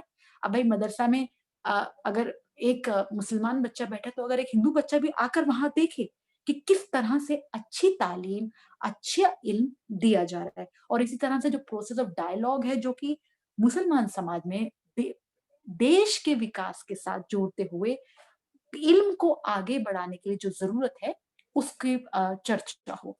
So once again thank you to इम्पार, और बहुत बहुत शुक्रिया। मैं आज मेरे लिए भी मैंने बहुत सारी बातें, नई नई बातें सीख रही हूँ। अगर मेरी बात से कोई किसी बात आपको ना पसंद आई हो तो मैं उसके लिए माफी चाहती हूँ, लेकिन मेरा बस यही कहना है, देखिए education in true sense will begin जब हम अपने दिल से, घर से और देश और समाज को जोड़ें। You are the brand ambassador of your own faith. आप अच्छी पॉजिटिविटी के साथ आगे बढ़ें। जो तकलीफ रही है उस पर ऑफ कोर्स सभी का दिल दुखता है कि आज भी हम सब लोग इतने पिछड़े हैं। आज भी अगर हम दलित समाज की बात करें, उससे भी ज्यादा अगर हम रिप्रेजेंटेशन देखें, एजुकेशनल एनरोलमेंट देखें, जॉब एम्पावरमेंट देखें, उससे भी हम पिछड़े हुए हैं।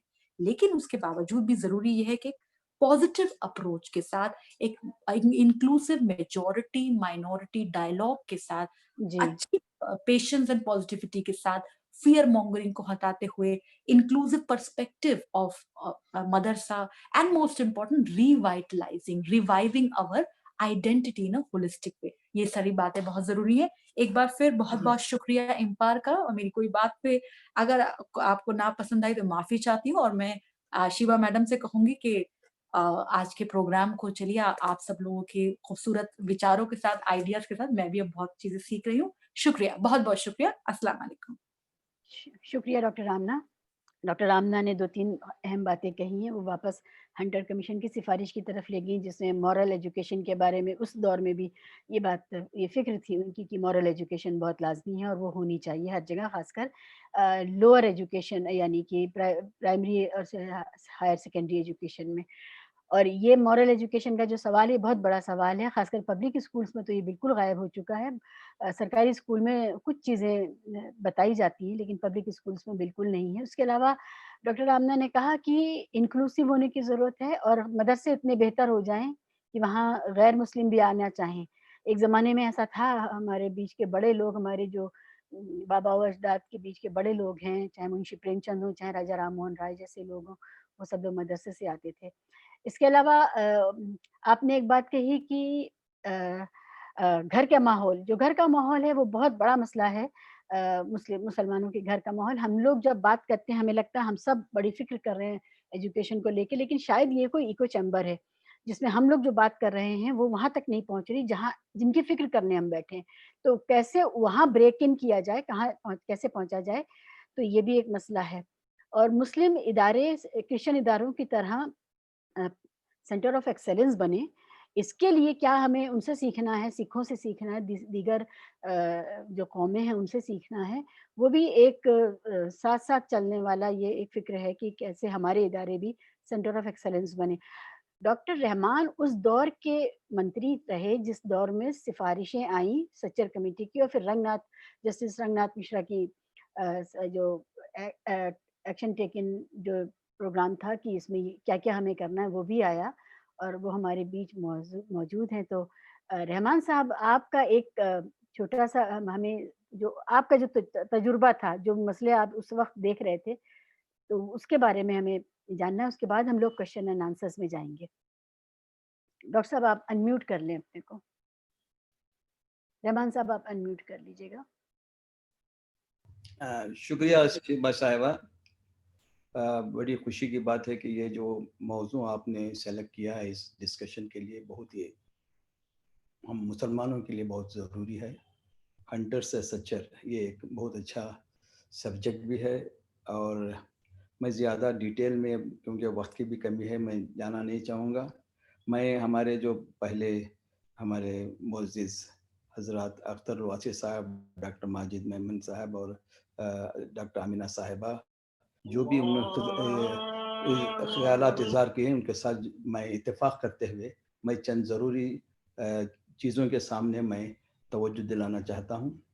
क्योंकि आपने कहा कि ये मेरी खुशकिस्मती है कि चंद महीनों या चंद साल के लिए मैं ये ज़िम्मेदारी मेरे, क्योंकि आप सच्चर कमेटी डिस्कस कर रहे हैं, तो मुझे उस ज़िम्मेदारी को उठाना पड़ा कि सच्चर कमेटी की इम्प्लीमेंटेशन के लिए कुछ एज ए मिनिस्टर, वो एक्सपीरियंस भी मैं कुछ बताऊंगा। उसके पहले मैं ये कहूँगा कि ये मेरा जो ताल्लुक़ है एजुकेशन से, मेरी ज़िंदगी 50 साल ज़िंदगी एजुकेशन में गुजरी है। एजुकेशन ही मेरा एक मौजू रहा मेरी ज़िंदगी का, और उसमें बहुत से मुश्किलात भी आए, और अल्लाह का करम है कि इसमें अल्लाह का जो जज्बे से हमने किया है उसमें से बहुत से कामयाबी अल्लाह ताला ने दी। इसलिए कि अगर हम, जैसा कि यहाँ कहा गया कि एक पॉजिटिव एटीट्यूड लेके हमको चलना है, कहीं मेरी कौमी ज़िंदगी हो या पॉलिटिकल लाइफ हो, यहाँ हम हर वक्त ये देखते हैं कि मुसलमानों में सबसे बड़ी कमज़ोरी है कि नेगेटिविटी है, पॉजिटिविटी की बिल्कुल कमी है। कोई भी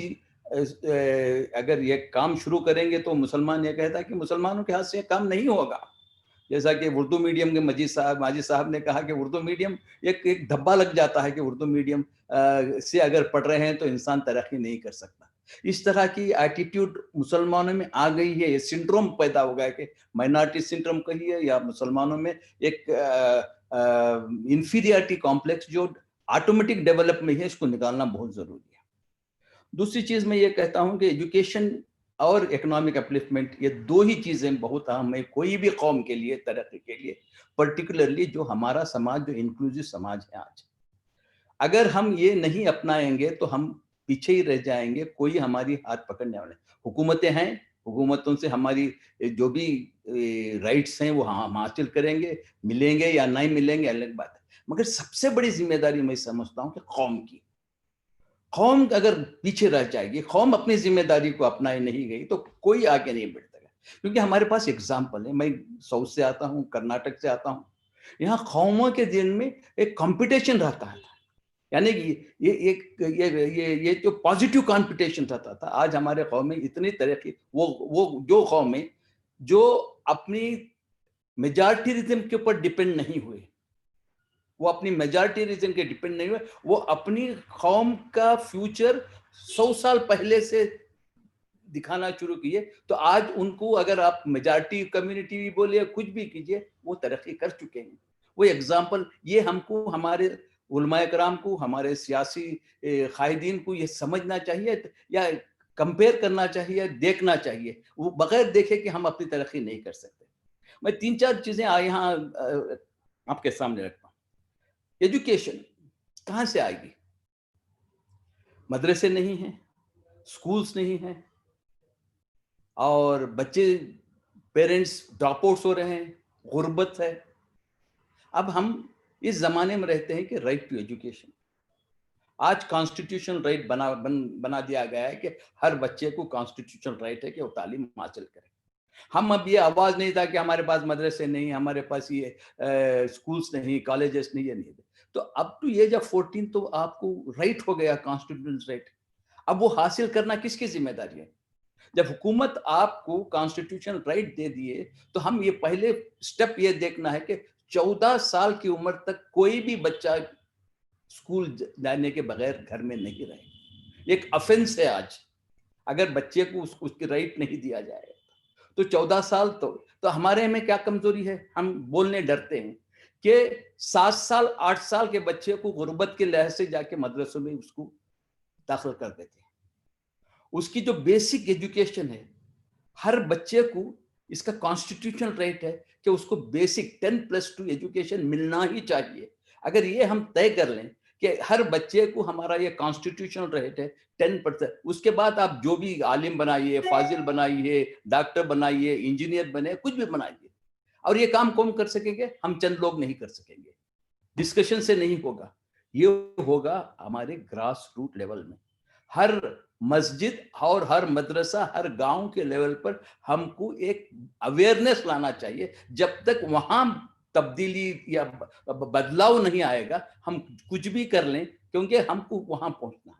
तो इसलिए हमको पहले चाहिए कि हमारे जो रिलीजियस लीडर्स हैं वो समझते हैं कि रिलीजियस एजुकेशन यहाँ में, हम मदरसों को चाहते हैं, मगर हर मदरसा, आज एक ही जगह हर मदरसों को बेसिक एजुकेशन सेंटर आप तब्दील कर दीजिए। अब हजारों लाखों मदरसे जो भी हैं, इन मदरसों को आप, अगर हम एक फैसला लें कि ये हर मदरसा वही तुलबा के लिए बेसिक एजुकेशन सेंटर 10+2 बन जाएगा, उसके बाद अरबी तालीम दीजिए, फारसी तालीम दीजिए, कुछ भी दीजिए, इसके साथ 10+2 वहां ये तालीम राइज करना चाहिए। ये बहुत आसान है। अब हमारे इनकी पॉजिटिविटी को लाना पड़ेगा। हमारे उलमाए कराम जो मदारिस के जिम्मेदार हैं वो नहीं मानेंगे। अब उनके तरफ काम करने की बहुत जरूरत है। अगर हर मुसलमान बच्चा 10+2 हो गया तो कौम का मुस्तकबिल बदल जाएगा, बाद में वो अपना रास्ता देख लीजिएगा। तो ये चीज हमको करना है कि हर ये ग्रास रूट लेवल पे होना चाहिए। दूसरा जो है, तालीम में इन्वेस्टमेंट होना चाहिए कौम का। ये जो गवर्नमेंट हम कहते हैं, गवर्नमेंट सबके लिए है, एक कौम के लिए नहीं। तो अब आप ये अंदाजा लगाइए कि दूसरे कौम जो फॉरवर्ड कम्युनिटीज है, वो कम्युनिटीज भी आप उनकी पॉलिटिकल जो पावर है वो यूज करते हुए तालीम हासिल कर सकते थे वो, मगर वो भी क्यों इन्वेस्ट कर रहे हैं तालीम में? जो प्राइवेट सेक्टर में दूसरे कौमें हैं, चाहे आप महाराष्ट्र में मराठी ले लीजिए, यहाँ कर्नाटक में आके हमारे लिंगायत कम्युनिटी लीजिए, वकलीगा कम्युनिटी, जो इख्तिदार भी रहे उनके पास, फिर भी वो तालीम में इन्वेस्ट कर रहे हैं प्राइवेट सेक्टर। तो मुसलमानों की इन्वेस्टमेंट अगर देखें, ये तो माली एतबार से हम पीछे हैं, फिर भी हमारे माली आज सिचुएशन है मुसलमानों का, उसके एतबार से हम देखें तो हम एजुकेशन में इन्वेस्ट नहीं कर रहे हैं। चाहे स्कूल ओपन कीजिए, चाहे कॉलेज ओपन कीजिए, चाहे कुछ भी कीजिए, तो आपका भी कंट्रीब्यूशन मुल्क के लिए होना चाहिए, दूसरों के लिए। जैसा डॉक्टर आमिना साहबा ने कहा कि हम दूसरों को क्या दे रहे हैं, हमारी कौम क्यों, कैसे इंक्लूसिवनेस पैदा होगा, कैसे हमारे डायलॉग शुरू होगा कि हम भी अगर मदरसे, जैसे हमारे मदरसे में भी वो भी आके पढ़े। मेरा तजुर्बा है, हमने 20 साल एजुकेशन इंस्टीट्यूशन, हर किस्म के एजुकेशन इंस्टीट्यूशन ने बगैर किसी मदद के, किसी गवर्नमेंट मदद के, किसी फाइनेंशियल एड के, हमने मेडिकल कॉलेज एस्टैब्लिश किया, कॉलेजेस एस्टैब्लिश किए, यूनिवर्सिटी के लेवल के एजुकेशन स्टार्ट करे और क्वालिटी एजुकेशन एस्टैब्लिश किए। और ये एक एग्जाम्पल है कि चंद लोग मिलकर ये कर सकते हैं तो हर जगह ये काम हो सकता है। ये मोटिवेशन की जरूरत है, बहुत बड़ी जरूरत है। दूसरा तो ये दो चीज होना जरूरी है। ये रिवाइवल ऑफ आइडेंटिटी जो डॉक्टर अमीना साहब ने कहा बहुत जरूरी है। आज हमारी जो आइडेंटिटी है और कुछ है दुनिया के सामने, इसमें डायलॉग प्रोसेस दूसरे कम्युनिटी के साथ भी होना चाहिए, dialogue process within the community भी होना चाहिए। बहुत तजाद है, बहुत डिफरेंसेस हैं कम्युनिटी में। हम और आप बैठ के एक फिक्र से यहाँ बैठे हैं, मगर ये फिक्र हर जगह होना चाहिए, वरना हमारी कोशिश भी कामयाब नहीं होगी। हमारे उलमाए कराम से हमारी डायलॉग होना चाहिए, उनसे कहना चाहिए कि हम क्या हासिल करना चाहते हैं, हमारा मुकाम क्या है, हम क्यों, हमारी जिम्मेदारी क्या है। कभी मैंने मेरी जिंदगी में कहीं नहीं देखा कि हम उलमाए कराम से कभी डायलॉग किए हैं कि ये मुश्किल है, आपसे ये मुश्किल आ रहे हैं, आपके ख्यालात से ये मुश्किल हमको पेश आ रही है। हम कभी डायलॉग उनसे नहीं किए। आज हमारी मुश्किल ये है कि हमारे उलमाए कराम हो, रिलीजियस लीडर्स हो, वो इतना छा गए हैं कि वो अपनी बात मनवाना चाहते हैं और हम डायलॉग नहीं करते उनके साथ।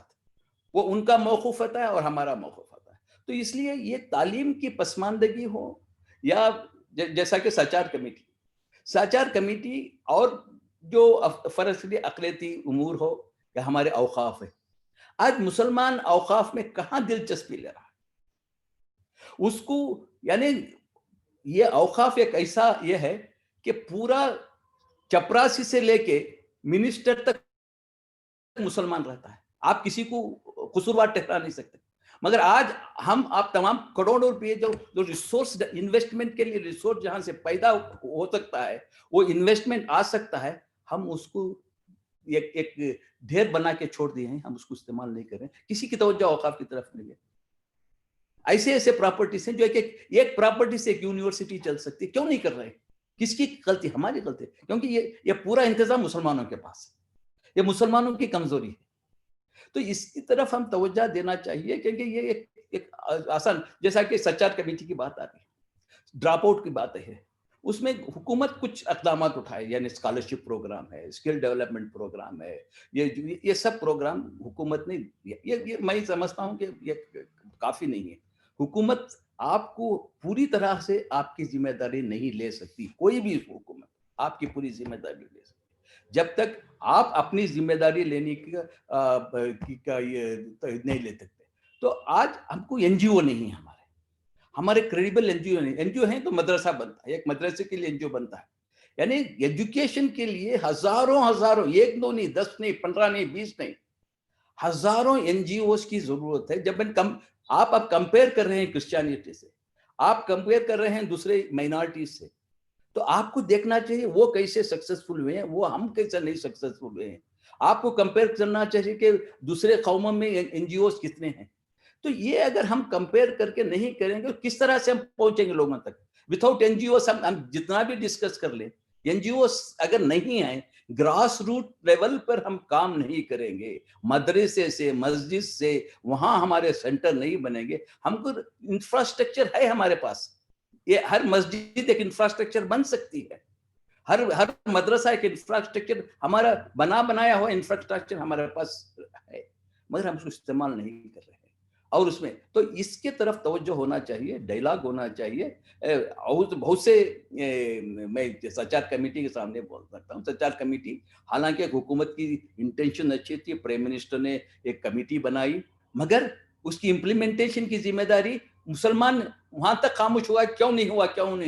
तो उसने ये कोशिश नहीं की कि कौम में ऐसे एनजीओ सामने नहीं आए। अब जैसा आपने कहा कि ये स्कॉलरशिप में धांधलियां हो रहे हैं, करप्शन हो रहा है, एक हफ्ते पहले जो झारखंड में एक स्कॉलरशिप का ये होगा, हमारे यहाँ हो रहा है, सब जगह हो रहा है, कौन कर रहे हैं? मुसलमान कर रहे हैं।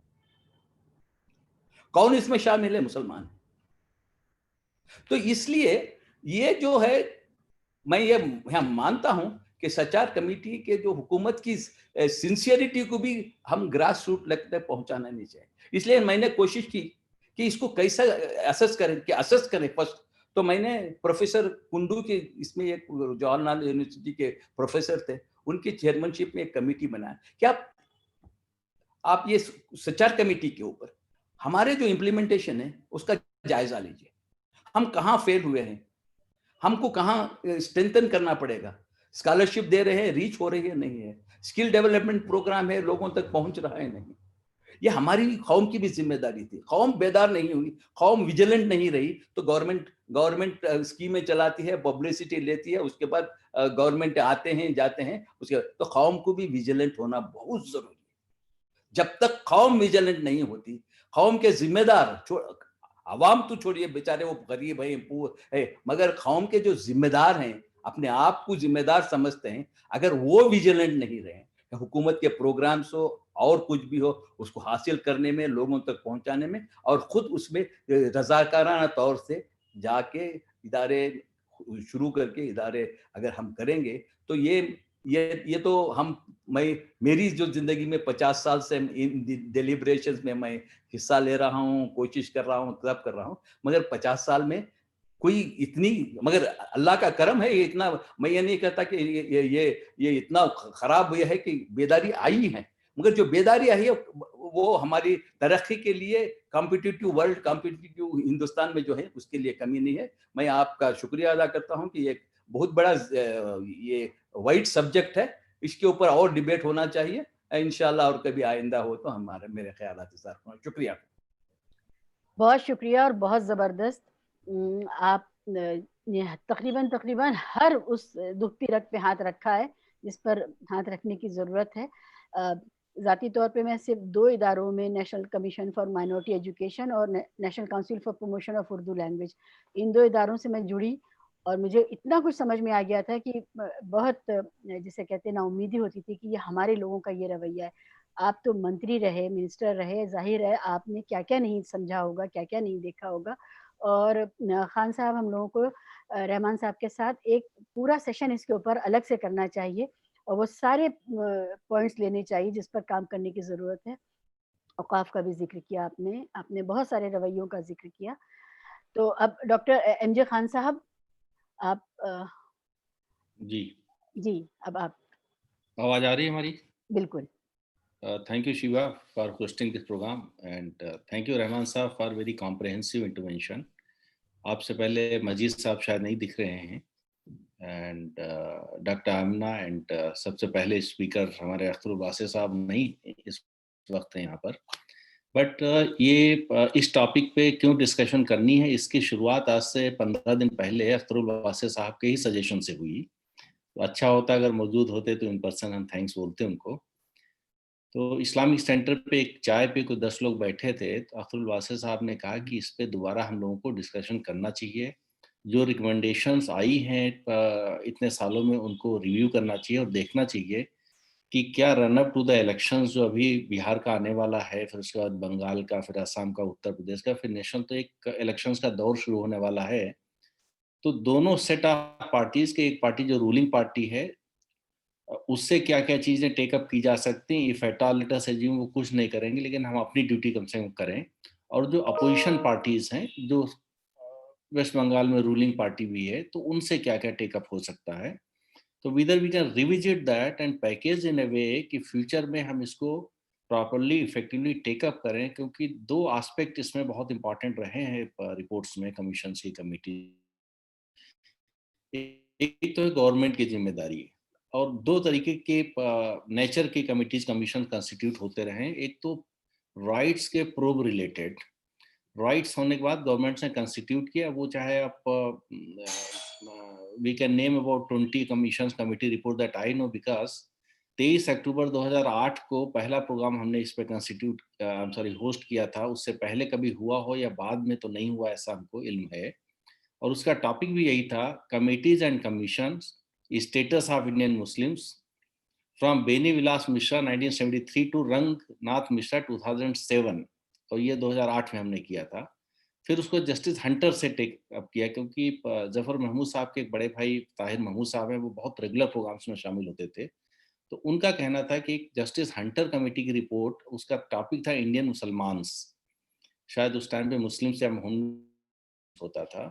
तो उसकी लाइट में देखें कि वेस्ट बंगाल में भी जो कंडीशन उस वक्त प्रिवेलिंग थी, तो जो हंटर्स की इवेंट हैं और उस पर क्या किया जा सकता है।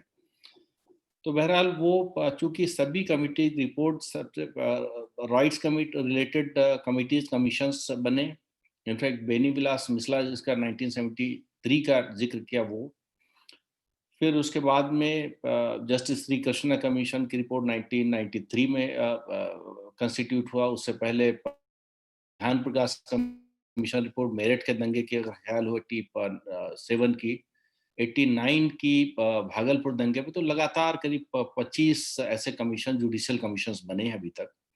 दूसरा सेट ऑफ जो कमिटीज कमीशंस बने हैं वो बने हैं education related, development related, economic empowerment related. तो उसमें सबसे पहला अगर रेफरेंस आता है तो वो मंडल कमीशन का 1980 का आता है। That was not specifically for Muslims, लेकिन मुसलमानों को ओबीसी की लिस्ट में डाल के बेनिफिट करने का एक उसमें पूरा चैप्टर था, प्रोविजन था, और उसमें हुआ भी वो इम्प्लीमेंटेशन में। लेकिन पहला जो कमीशन बना है जो स्पेशली मुसलमानों के बारे में, वो गोपाल सिंह कमीशन था 1983 का, जिसमें सोशल एंड इकोनॉमिक एम्पावरमेंट अभी स्टेटस क्या है मुसलमानों का और कैसे आगे बढ़ाया जा सकता है, वो 1983 में गोपाल सिंह कमीशन आया। उसके बाद में वरदराजन कमेटी 1996 की आई, और उसी साल रहमान साहब चूंकि कर्नाटक से हैं तो कर्नाटक में बैकवर्ड कमीशन का सर आपका ही काम था, वो 96 में शायद 4% रिजर्वेशन रिकमेंड हुआ। फिर उसके बाद में तमिलनाडु बैकवर्ड कमीशन का, आंध्र प्रदेश सब आते रहे, लेकिन सबसे सिग्निफिकेंट जो रिपोर्ट आई वो सच्चर कमेटी का है। और इंसिडेंटली रहमान साहब स्टेट की पॉलिटिक्स से निकल के सेंट्रल पॉलिटिक्स में आ गए उस वक्त तक, तो फिर आपके ऊपर जिम्मेदारी उसकी आई। लेकिन सारे जो मैं 30-40 साल के जो कमिटीज कमीशंस की रिपोर्ट, क्योंकि वो 23 अक्टूबर 2008 को हमने एक बड़ा प्रोग्राम इस्लामिक सेंटर ऑडिटोरियम में इस पे किया था, तो जाहिर सी बात है स्टडी के हंटर से लेके तब तक 2008 तक सबसे सिग्निफिकेंट जो रिकमेंडेशन थी वो जस्टिस रंगनाथ मिश्रा की थी।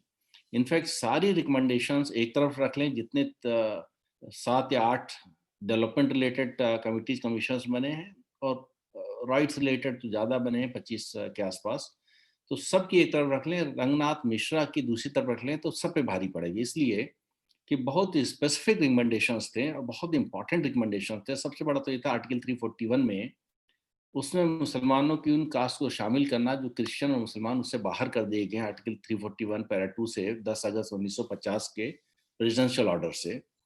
दूसरा था उनका 15% स्पेंडिंग जो सरकारी है कंप्लायंस रिलेटेड, उसका थोड़ा सा एक पेरिफेरल जिक्र स्ट्रक्चर कमेटी की रिपोर्ट में जरूर था, लेकिन बहुत स्पेसिफिक रिकमेंडेशंस ऐसा कर देना, ये रंगनाथ मिश्रा कमीशन की रिपोर्ट, डिस्पाइट द फैक्ट कि उसकी मेंबर सेक्रेटरी सरिता दास थी, हमारी बड़ी जानने वाली भी थी, डॉक्टर बलराम जाखड़ जो स्पीकर लोकसभा थे वो एग्रीकल्चर मिनिस्टर बने, तो दैट टाइम उनकी वो प्राइवेट सेक्रेटरी थी, तो उस वजह से काफी नजदीकी होती थी। She became member secretary of justice Ranganath Mishra commission.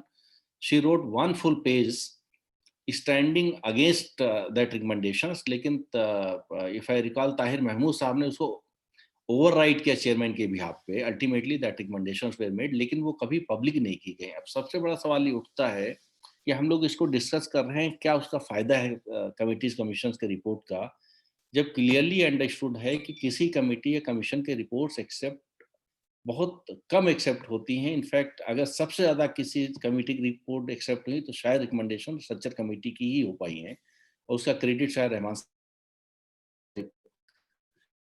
बड़ा फेवरेबल प्राइम मिनिस्टर उस टाइम पे होते थे, उनको जाता है। अदरवाइज तो अब ये सवाल उठता है कहाँ पर हम फेल हुए, कि सरकार क्या होता है, हमने भी अपना काम कर दिया, हमने कमेटी बना दी, रिकमेंडेशन आ गई, अब उसकी इम्प्लीमेंटेशन पे बात नहीं होती, तो वहां पे कहीं ना कहीं हम लोगों की जो क्वालिटी एडवोकेसी होनी चाहिए, जो इफेक्टिव एडवोकेसी होनी चाहिए, वहां पे हम लोग फेल हुए हैं। तो करें तो लेट अस एज्यूम सरकार ने उतना कर दिया कि एक कमेटी की रिकमेंडेशन अच्छी सी आ गई, अब उसमें अपोजिशन पार्टीज अपना रोल प्ले करने लगती हैं, सरकार भी कहीं ना कहीं स्लो डाउन हो जाती है। इसलिए हो जाती है कम्युनिटी जो इंगेज करना चाहिए सरकार से एंड इवन अपोजिशन पार्टी से, हेलो हाँ थोड़ी देर में करता हूँ मैं, तो वो चीज़ नहीं हो पाती है, तो कहीं ना कहीं हम लैग करते हैं। इनफैक्ट इफ आई रिकॉल 2006 में जब सच्चर कमेटी की रिकमेंडेशन आई है, तो सबसे पहला पूरे देश में सम्मेलन हमने होस्ट किया था 12 दिसंबर को। रहमान साहब एज ए मिनिस्टर उसमें शामिल हुए थे, मिनिस्टर थे या डिप्टी चेयरमैन थे, I think sir deputy chairman की हैसियत से शामिल हुए थे।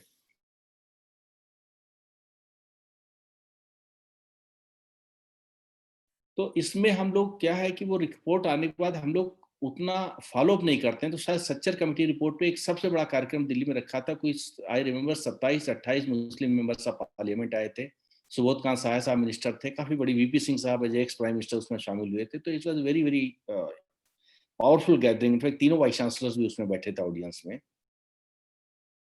उसके बाद में मुल्क के कई हिस्सों में उस पर मीटिंग्स हुई हैं। शायद उसका भी कुमुलेटिव इफेक्ट था कि कंटिन्यूटी एक फॉलोअप की मेंटेन थी, जिसकी वजह से यह सिंसियरिटी सरकार के पार्ट में थी, उस करंट डिस्पेंसेशन जो था उसके पार्ट पे, कि उसकी काफी हद तक रिकमेंडेशंस एक्सेप्ट हुई। कुछ नहीं हो पाई, जैसे एक वर्क डेवलपमेंट कॉर्पोरेशन सर तो आपने बना दिया, लेकिन वो कितना इफेक्टिव आज है उसको रिव्यू करने की जरूरत है। नेशनल डेटा बैंक की बात हुई थी, एक बात हुई थी कि एक इक्वल अपॉर्चुनिटी कमीशन की। तो इस तरीके की जो 4 स्पेसिफिक रिकमेंडेशंस थी, लेकिन बाकी की एक भी रिपोर्ट पे आना, इनफैक्ट रंगनाथ मिश्रा कमीशन की रिपोर्ट पब्लिक तक नहीं करी गई। वो तो किसी ने कैसे निकलवा लिया अपने दोस्ती कनेक्शन से अनऑफिशियली, और वो पब्लिक हो गई।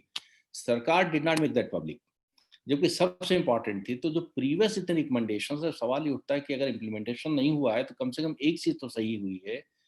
कई बार ये डिबेट होता है कि कमेटी क्यों, जब उसका रिकमेंडेशन तो कम से कम एक ऑब्जेक्टिव वो सर्व जरूर करती है। वो ऑब्जेक्टिव ये है कि रिकॉर्ड स्टेट आ जाता है। वो श्री कृष्णा कमीशन की रिपोर्ट बिल्कुल एक्सेप्ट न की गई हो, लेकिन श्री कृष्णा ध्यान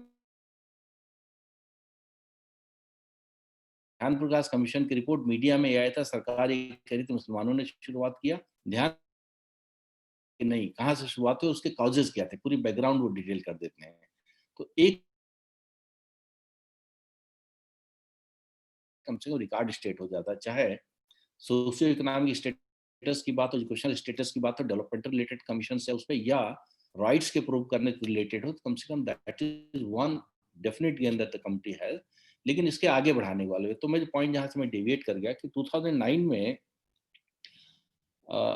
इलेक्शन खत्म हुए थे, और कोई मैं समझ, if I recall, there were 41 Muslim members of parliament, some number anyway, doesn't matter. तो इस्लामिक सेंटर पे, I am sorry, India international centre पे हमने होस्ट किया था। 2004 में भी किया था, 2009 में भी किया था, 14 टूट गया। तो उसमें सभी एमपीज आए थे, इंपॉर्टेंट लोग। तो एक उसमें ये भी था कि दो पॉइंट बड़े इंपॉर्टेंट थे। एक वो था कि let us access what is available to be accessed in terms of government schemes, welfare programs, in terms of jobs, scholarships and market opportunities. दूसरा ये था कि let us divide the entire business into 3 parts. What we need to follow with the government, what we need to do ourselves, and where we need to do jointly. तो ये तीनों का कहीं ना कहीं हम लोग over the years quality advocacy जो होनी चाहिए थी कम्युनिटी की तरफ से, कम्प्लीटली मिस कर गए। और एडवोकेसी के नाम पे एक्चुअली जो एक्सरसाइजेस हुई वो प्राइस सीकिंग एक्सरसाइजेस हुई।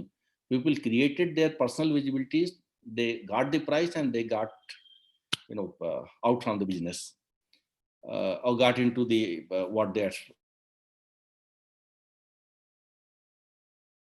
जस्ट कि एक कॉम्प्रहेंसिवली हम लोग रिव्यू कर लें कि आज के सोशियो पॉलिटिकल कॉन्टेक्स्ट में क्या क्या रिकमेंडेशन जो अभी भी वैलिड हैं, और कौन से रिकमेंडेशंस को हम लोग प्रायोरिटाइज कर सकते हैं, जिनको अगले 1-2 सालों में जो इलेक्शंस होने हैं एक के बाद एक, उसमें हम लोग टेकअप कर सकते हैं। सेंसिटिव मैटर है, क्योंकि कई बार ऐसी चीजें हो सकती हैं जो पोलराइजिंग इफेक्ट दे सकती हों। There are many things which sometimes we make statements और take it up not realising कि ये होने वाली नहीं, बल्कि इसका पोलराइजिंग इफेक्ट अलग से हो जाएगा। तो उस सेंसिटिविटी को माइंड में रखते हुए हम लोग एक एजेंडा बना सकते हैं। That is one specific purpose आज की मीटिंग से अगर वो निकल के आता है कि हम लोग इसको। दूसरा ये है कि बहुत सारे लोग, चूंकि लास्ट कमेटी की रिपोर्ट आई थी, कमीशन की रिपोर्ट 2008 आई थी, उसके बाद से कोई कमीशन नहीं बना, कोई रिव्यू कमेटी भी नहीं बैठी।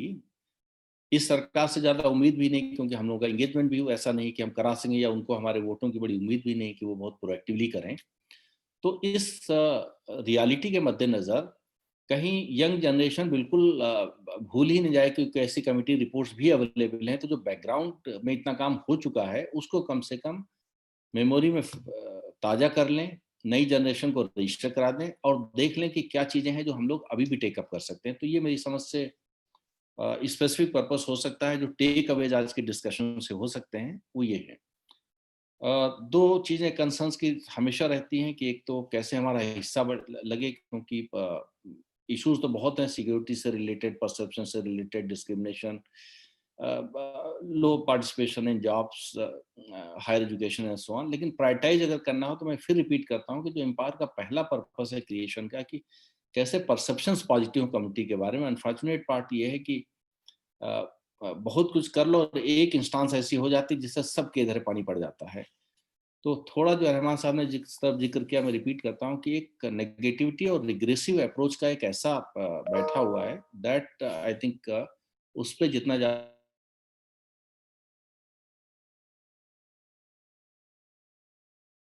लेते हैं उसकी इम्प्लीकेशंस क्या है वो ज्यादा इंपॉर्टेंट है बनिस्बत what is apparent. More than that, what is going to be the implications of what is apparent and what if it is done too. मेरी समझ से कोई और स्पीकर्स हैं शिवा जी?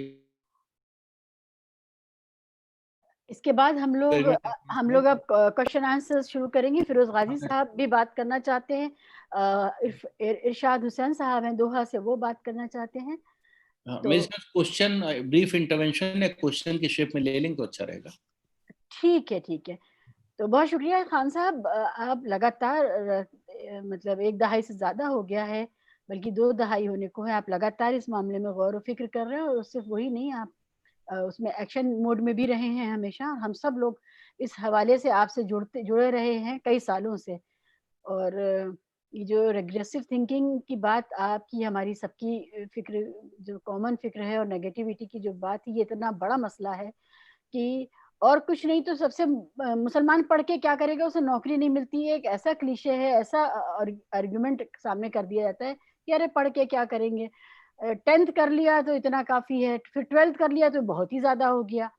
मतलब अच्छे खासे लोग जो पढ़ सकते हैं, जिनके पास असासा है, हैसियत है, उनका अप्रोच ये होता है कि हमारे लड़के को नौकरी नहीं करनी, हमें क्या जरूरत है। तो बहुत सारे तरह के ये नेगेटिविटीज हैं हमारे अप्रोचेस की। तो गाजी साहब आप अनम्यूट कर लीजिए। फिरोज गाजी साहब, एडवोकेट फिरोज गाजी साहब, very prominent person from the community. Ghazi साहब आप अनम्यूट कर लीजिए, या मेरे ख्याल से इफ्रा आप करेंगी अनम्यूट? जी नहीं, खुद कर सकते हैं जी। Am I audible now? Yes जी, मैं ये कह रहा था, चूंकि बातें तो सब आ गई हैं, लेकिन मौके का फायदा उठाते हुए मैं एक बात बताऊं जो पर्सनल है। वो ये कि जनाब के रहमान खान साहब की मौजूदगी से खासतौर से फायदा उठाते हुए, कि एक चीज जो आती है अक्सर इशू के मुतालिक, अगर उलमा के ग्रुप में बैठिए, वो अगर इशू रखते हैं और हम उनसे अगर एग्री नहीं करते हैं तो कहते हैं कि आपका एटीट्यूड बहुत निगेटिव है। इसी तरह से जो नेशनलिस्ट टाइप के लोग हैं, उनके सामने अगर वो कोई इशू रखते हैं सामने, अगर उनके बरखिलाफ हम कोई चीज एनालिसिस करते हैं तो ये कहते हैं कि आपका एटीट्यूड जो है बहुत निगेटिव है। तो ये निगेटिव पॉजिटिव का जो मैं ये समझता हूँ कि ये अपने आप में जो है स्टेबल नहीं है। क्योंकि खान साहब के साथ मुझे काम करने का मौका मिला है जब आप मिनिस्ट्री आप माइनॉरिटी अफेयर्स के मिनिस्टर थे। मैं उस जमाने में अबुल कलाम आज़ाद, मौलाना आज़ाद एजुकेशन फाउंडेशन का मैं लीगल एडवाइज़र था और अब भी हूँ। तो हमें इंटरेक्ट करने का मौका मिला और उन्हीं से जो सीखने का मौका मिला, उसके मुतालिक मैं एक चीज़ बताऊं कि ये निगेटिव पॉजिटिविटी को छोड़ के अगर हम इसको कहें कि टर्मिनोलॉजी खुद इस्तेमाल करना चाहिए कि क्रिएटिव थिंकिंग या क्रिएटिव परसेप्शन या क्रिएटिव अप्रोच, यानी कि कम्युनिटी का हर सिचुएशन में जो अप्रोच हो वो क्रिएटिव हो। बस इसी बात को मैं कहना चाहता था, क्योंकि वही सीखने को मिला था और इस तरह से सीखने को मिला था कि मुझे तकरीबन मैंने देखा कि किस तरह से जब तक आप मिनॉरिटी मिनिस्टर थे तो मौलाना आज़ाद एजुकेशन फाउंडेशन का परफॉर्मेंस उस वक्त क्या था, क्या क्या चीज़ें इंट्रोड्यूस कराने की कोशिश की गई थी। और उससे मैंने ये देखा कि जो हमारे एजुकेशनल इंस्टीट्यूशंस हैं, स्कूल्स हैं, कॉलेजेस हैं, उनको फ़ायदा पहुंचाने की किस तरह से कोशिश की गई थी और किस तरह से उस ज़माने में लोग, जिसको कि आप पॉजिटिव अप्रोच कहते हैं, यानी क्रिएटिव अप्रोच के तहत जो है किस तरह से अप्रोच करते थे मौलाना आज़ाद एजुकेशन फाउंडेशन को। बहुत बहुत शुक्रिया, यही बात मैं कहना चाहता हूँ।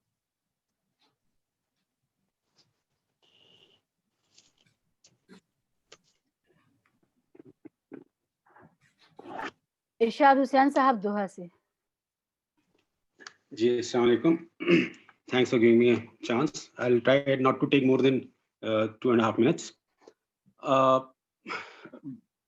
जो बातें हुई उनको मैं रिपीट ऑफ कोर्स नहीं करना चाहूँगा क्योंकि काफ़ी इम्पोर्टेंट बातें कही गई. और मैं कुछ पॉइंट्स रखना चाहता हूँ सामने. फर्स्ट थिंग इज कि हमें इट्स वेरी क्लियर कि जो कमिटीज आई हैं काफ़ी आई हैं, सब डिस्क्राइब की गई हैं, and it's very clear the bottom line is that implementation have not been done by any government and we should not even expect it. Khan साहब ने भी बहुत क्लियर कर दिया कि it's not there. So वो एक रास्ता हमारे लिए बहुत ज़्यादा ब्राइट नहीं है. So अब हमें जो खुद करना है उसमें काफ़ी बातें आई सामने. So the first thing I would like to say is what are the impediments to education? Why people drop out? Drop out होते हैं ये भी हमने कह दिया. तो हमें अब टेबल की दूसरी साइड बैठ के देखना है कि we need to find out the reasons of high dropout rates. We have to step in the shoes of the people of the गरीब and Gurbaz, why they are dropping out. तो उसमें मैं कुछ भी डिस्कस नहीं करूँगा, सिर्फ मैं ब्रेनस्टॉर्मिंग करनी है, मैंने टॉपिक छोड़ा है. आप लोग सब हैं इंशाल्लाह, सब लोग मिलकर सोचेंगे कैसे हम उनके शूज में स्टेप करके सोच सकें कि ड्रॉप आउट रेट्स हम कम कर सकें और कैसे उनको सपोर्ट दे सकें. इसमें मॉरल भी है, मेंटल भी है, फिजिकल भी है, इकोनॉमिकल भी है एंड पॉलिटिकल भी है. तो वो हमें उस बारे में सोचना है. शायद हम छोटा सा ग्रुप बना लें, वो हम उसमें कई आइडियाज हैं जो हम ला सकते हैं. Third thing I would like to say is that I think we need to learn from the communities which have developed themselves. तो मैं यहाँ ये थोड़ा सा इसलिए डिफरेंट कह रहा हूँ कि being in Doha for last 18 years and I was in Saudi Arabia also and I've done my education from Mayo College Ajmer. So I've seen alhamdulillah various all the factors. I've studied in a college where I mean Mayo College Ajmer. I hope everybody knows about it. और वहाँ मैंने संस्कृत पढ़ी थी, उर्दू मैं नहीं पढ़ पाया था, इसलिए मेरी उर्दू थोड़ी कमजोर है. तो और यहाँ मैं देख रहा हूँ आगे किस तरह मुस्लिम्स ने किस तरह खुद को डेवलप किया. गवर्नमेंट सपोर्ट यहाँ तो खैर जो भी सिस्टम है मोनार्की है, लेकिन हमें उन again I will not name any community but किस तरह दुनिया भर में अलग अलग कम्युनिटीज ने खुद को उठाया है. तो वो भी हमें एक छोटी सी, हम लोग 4-5 कुछ लोग मिलके ब्रेनस्टॉर्मिंग कर सकते हैं कि किस तरह हम उनसे सीख सकते हैं और खुद को ही हम आपको आगे डेवलप करना है. गवर्नमेंट की बात को मैं एक बार दरकिनार रख रहा हूँ, एक तरफ छोड़ रहा हूँ, उसके आप लोग सब हैं और देख रहे हैं. We know how much support will get from the governments. But we need to really study, and there are various examples. I don't want to take anyone's time, but there are various examples how communities have really stood up and changed within 2 decades or something. तो ये 15-20 सालों में हो सकता है. And the last thing, again I would like to quote from Shiva Madam. She rightly said about कि हमें echo chamber नहीं बन जाए कहीं. ये मैं बातें पिछले जब से जुड़ा हूँ सोच रहा हूँ इस बारे में कि क्या मुझे एक और डर है, लग रहा है वो सब नहीं हो, कि कहीं ये हमारा एलिटिस्ट मूवमेंट बन के नहीं रह जाए. बस हम लोग जो बातें कर रहे हैं, सोच रहे हैं, बहुत अच्छे विचार ला रहे हैं, लेकिन उसका इम्प्लीमेंटेशन करने के लिए जो अल्टीमेटली जो मासेस हैं वहां तक हमारी बात पहुंचनी चाहिए. उलेमाओं की बात आई, बहुत अच्छी बात कही. मैं तो और नीचे जाना चाह रहा हूँ, बिल्कुल ग्राउंड लेवल पे जो लोग हैं, क्या वो हमारी बात, उन तक हम बात कैसे पहुंचाएं और क्या वो हमारी बात मानेंगे. इस पे भी हमें सोचना है कि हमें किस तरह से ब्रिज करना है between our thoughts and the people who really have to implement it and the people who are going to make difference. हमें जो अल्हम्दुलिल्लाह बहुत ज्यादा फर्क अब जैसे हम लोग चल रहे हैं, लेकिन जिनको ऊपर लेके आना है हमें, वो कैसे हमारी बातें समझें, हमारी बातों को माने, उस तरफ हमें तवज्जो देनी है. That's the only thing I would like to say right now. Thank you so much once again.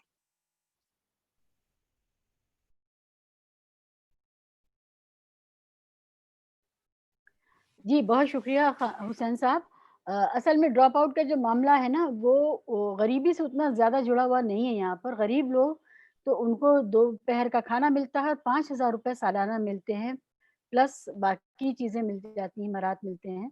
तो वो तो अपने बच्चों को भेजने में इंटरेस्टेड रहते हैं और इसीलिए वो चाहते हैं कि उनकी किसी तरह से अटेंडेंस कह सुन के पूरी करवा दी जाए.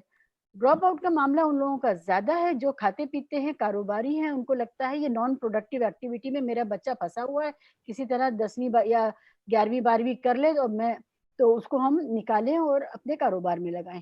तो वो 10वीं हो जाती है तो 12वीं करने की बड़ी मुश्किल हो जाती है और कहते हैं नहीं उसका दिल नहीं लग रहा है पढ़ाई में. और ये रवैये का सवाल बहुत बड़ा है इसमें, क्योंकि वो उनका कारोबार ठीक ठाक चल रहा है और उनको लगता है उनको एक हैंड मिलेगा कारोबार में अगर बेटा इसमें आ जाएगा. तो ये बात है. खालिद साहब, मेरे ख्याल से हमारे सामने और कोई अभी नोबडी हैज रेज्ड हैंड. तो खालिद साहब आप इम्पार की, अच्छा शाहजहां साहब कुछ कहना चाहते हैं? जी शाहजहां साहब अनम्यूट कर दें उनको इफरार जी। Assalamu alaikum. I am from Chennai, Tamil Nadu. Sorry, I have to speak in English. Not very familiar with Urdu, even though it's a mother tongue. That's only one of the drawbacks from Tamil Muslims. See, I just want like to, Rahman Saab ne bahut bataya, or I would like to share regarding the investment proposals. He was talking about investment in education. In Tamil Nadu, of course, like B.S. Abdul Rahman Saab's Crescent Engineering and various engineering colleges and schools are there, every part of the district. But people are coming out in education today for the past 5 years. I've been in Saudi Arabia for 25 years. Having come back here, I've seen people, a servant maid, a plumber, a technician, all their children are today studying in biotechnology, engineering, even medical colleges when I'm interacting with them. The next step, as Shiva Madam has said, the employment. Today, we don't have any investment in any industries. We don't have any big industries, and all the children, they unemployed or they are being employed in a small scale industries. Thode business hai, small businesses, textile shops, shoe shops, pharmacies, grocery shops, they are investing. But where are the industries? Where are our people who are going to have big industries, engineering, chemicals? This is one area which is troubling us. That is why I could see in Saudi Arabia, lot of plumbers, electricians, unskilled workers coming in flock to Saudi Arabia and the Gulf countries and spend their time, but not for the educated. So this area is one area where investment in industries, medium and small, should be thought about by our community. The second one is, we are talking about the Sachar committees to all committees implementation. All committees have come, pages have been written, volumes have been written, discussed and debated and diagnosed. But only area where I have seen in Tamil Nadu, the political will, the political parties who supported the Muslim community, they have brought the reservation, they implemented it 2.5%, 3.5%, and pushed the community to come a little forward. So that type of political will has to be pressurized in every state. So apart from all the committees, we need a political will from the ground level at every state.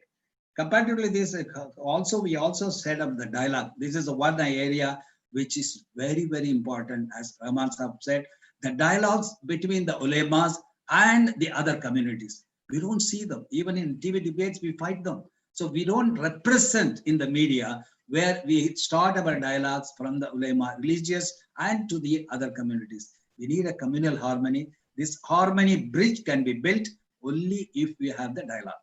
This is the few points we'd like to offer to the think tank. Thank you. Salam.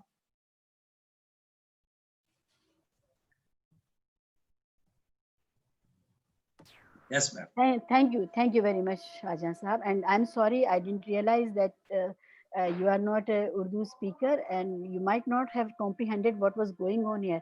Could you make out what was being talked about? Yes, madam. I understand every word of it. Only thing is I'm not very familiar with the very chaste Urdu. Okay.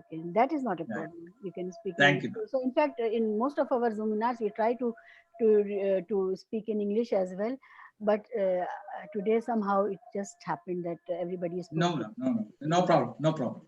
Yeah, thank you so much. Khalid Ansari Sahab, on behalf of IMPAR, you are requested to give vote of thanks. Thank you. Thank you, Shivaji. Thank you so much for giving me this opportunity to propose a vote of thanks.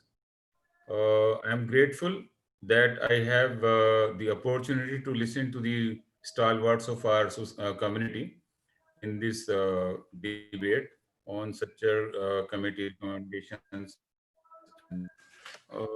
I want to share some experience.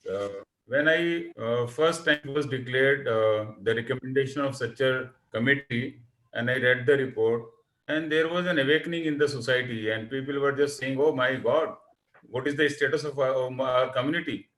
ऐसा लगा जैसे कि जो है आज से पहले पता ही नहीं था कि कम्युनिटी की हालत क्या है। पहली दफे कम्युनिटी को ये रियलाइज हुआ कि कम्युनिटी कहाँ पहुंच गई है।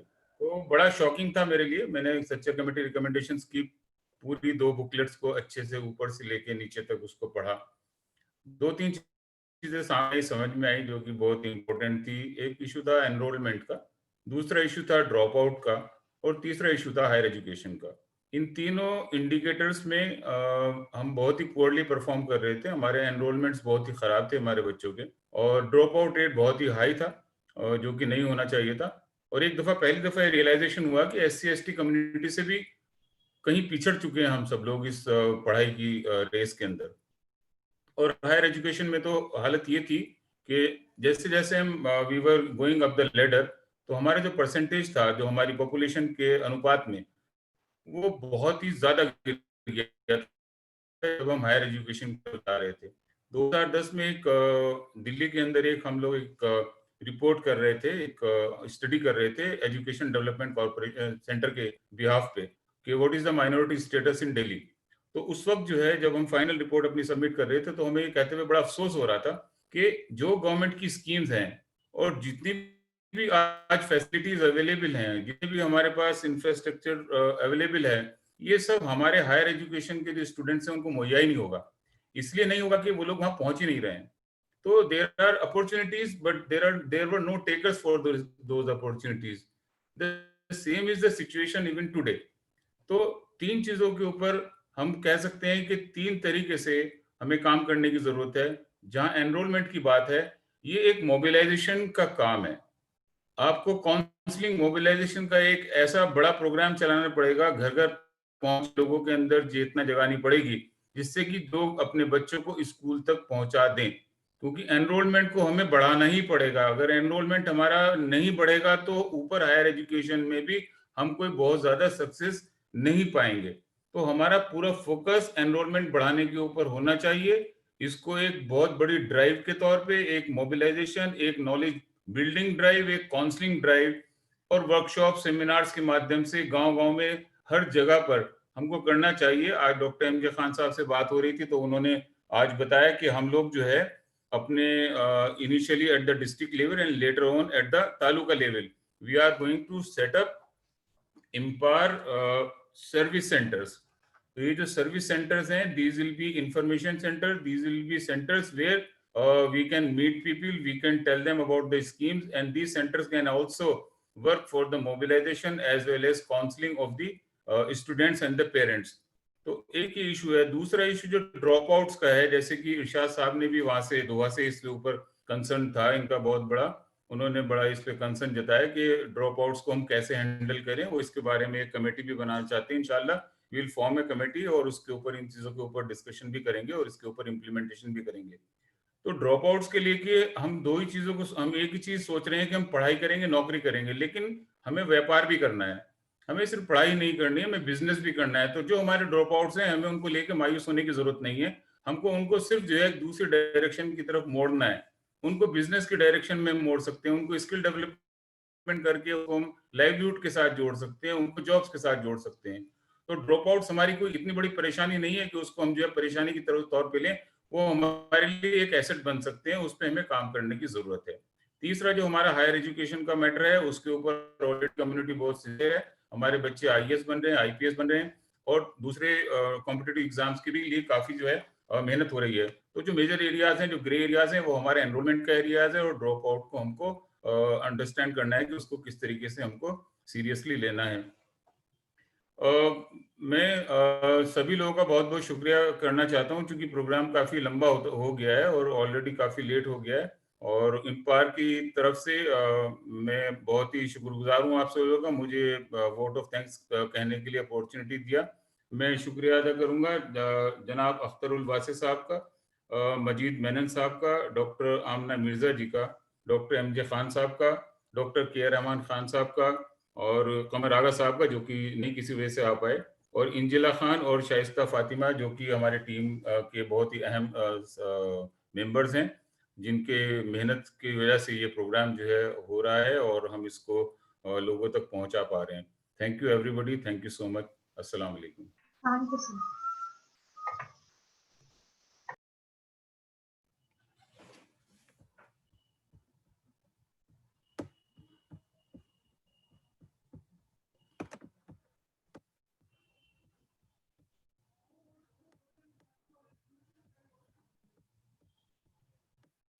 आप शिवाजी अनम्यूट कर लें। ओके जी, थैंक यू। अस्सलाम वालेकुम। आप अनम्यूट, अच्छा आप नहीं हो पा रहे हैं, मैं करता हूँ। ओके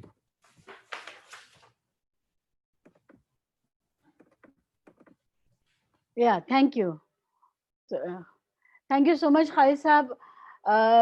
आज के बहुत सारे टेक अवेज हैं, हम लोग इस पर रिपोर्ट बनाएंगे और सर्कुलेट करेंगे ग्रुप के अंदर भी, और उसके बाद रिगरेसिवली जो बहुत सारे इश्यूज हैं जिनको हमें आपस में तबादला ख्याल करके और डिफरेंट ग्रुप्स में जो बात करनी है, चाहे उलेमास के साथ हो, चाहे मदरसा मैनेजमेंट्स के साथ हो, वो सब बात करनी चाहिए हम लोगों को, और उस पर आगे का प्रोग्राम रखा जाना चाहिए, और ये एक सीरीज की शक्ल में आगे चले तो ज़्यादा अच्छा। आप सब लोगों का बहुत शुक्रिया शामिल होने के लिए और ये वक्त देने के लिए। खान साहब आपका बहुत शुक्रिया, फिरोज गाजी साहब आपका शुक्रिया, बाकी लोग यहाँ से जा चुके हैं अभी। Thank you so much, good night. Thank you very much.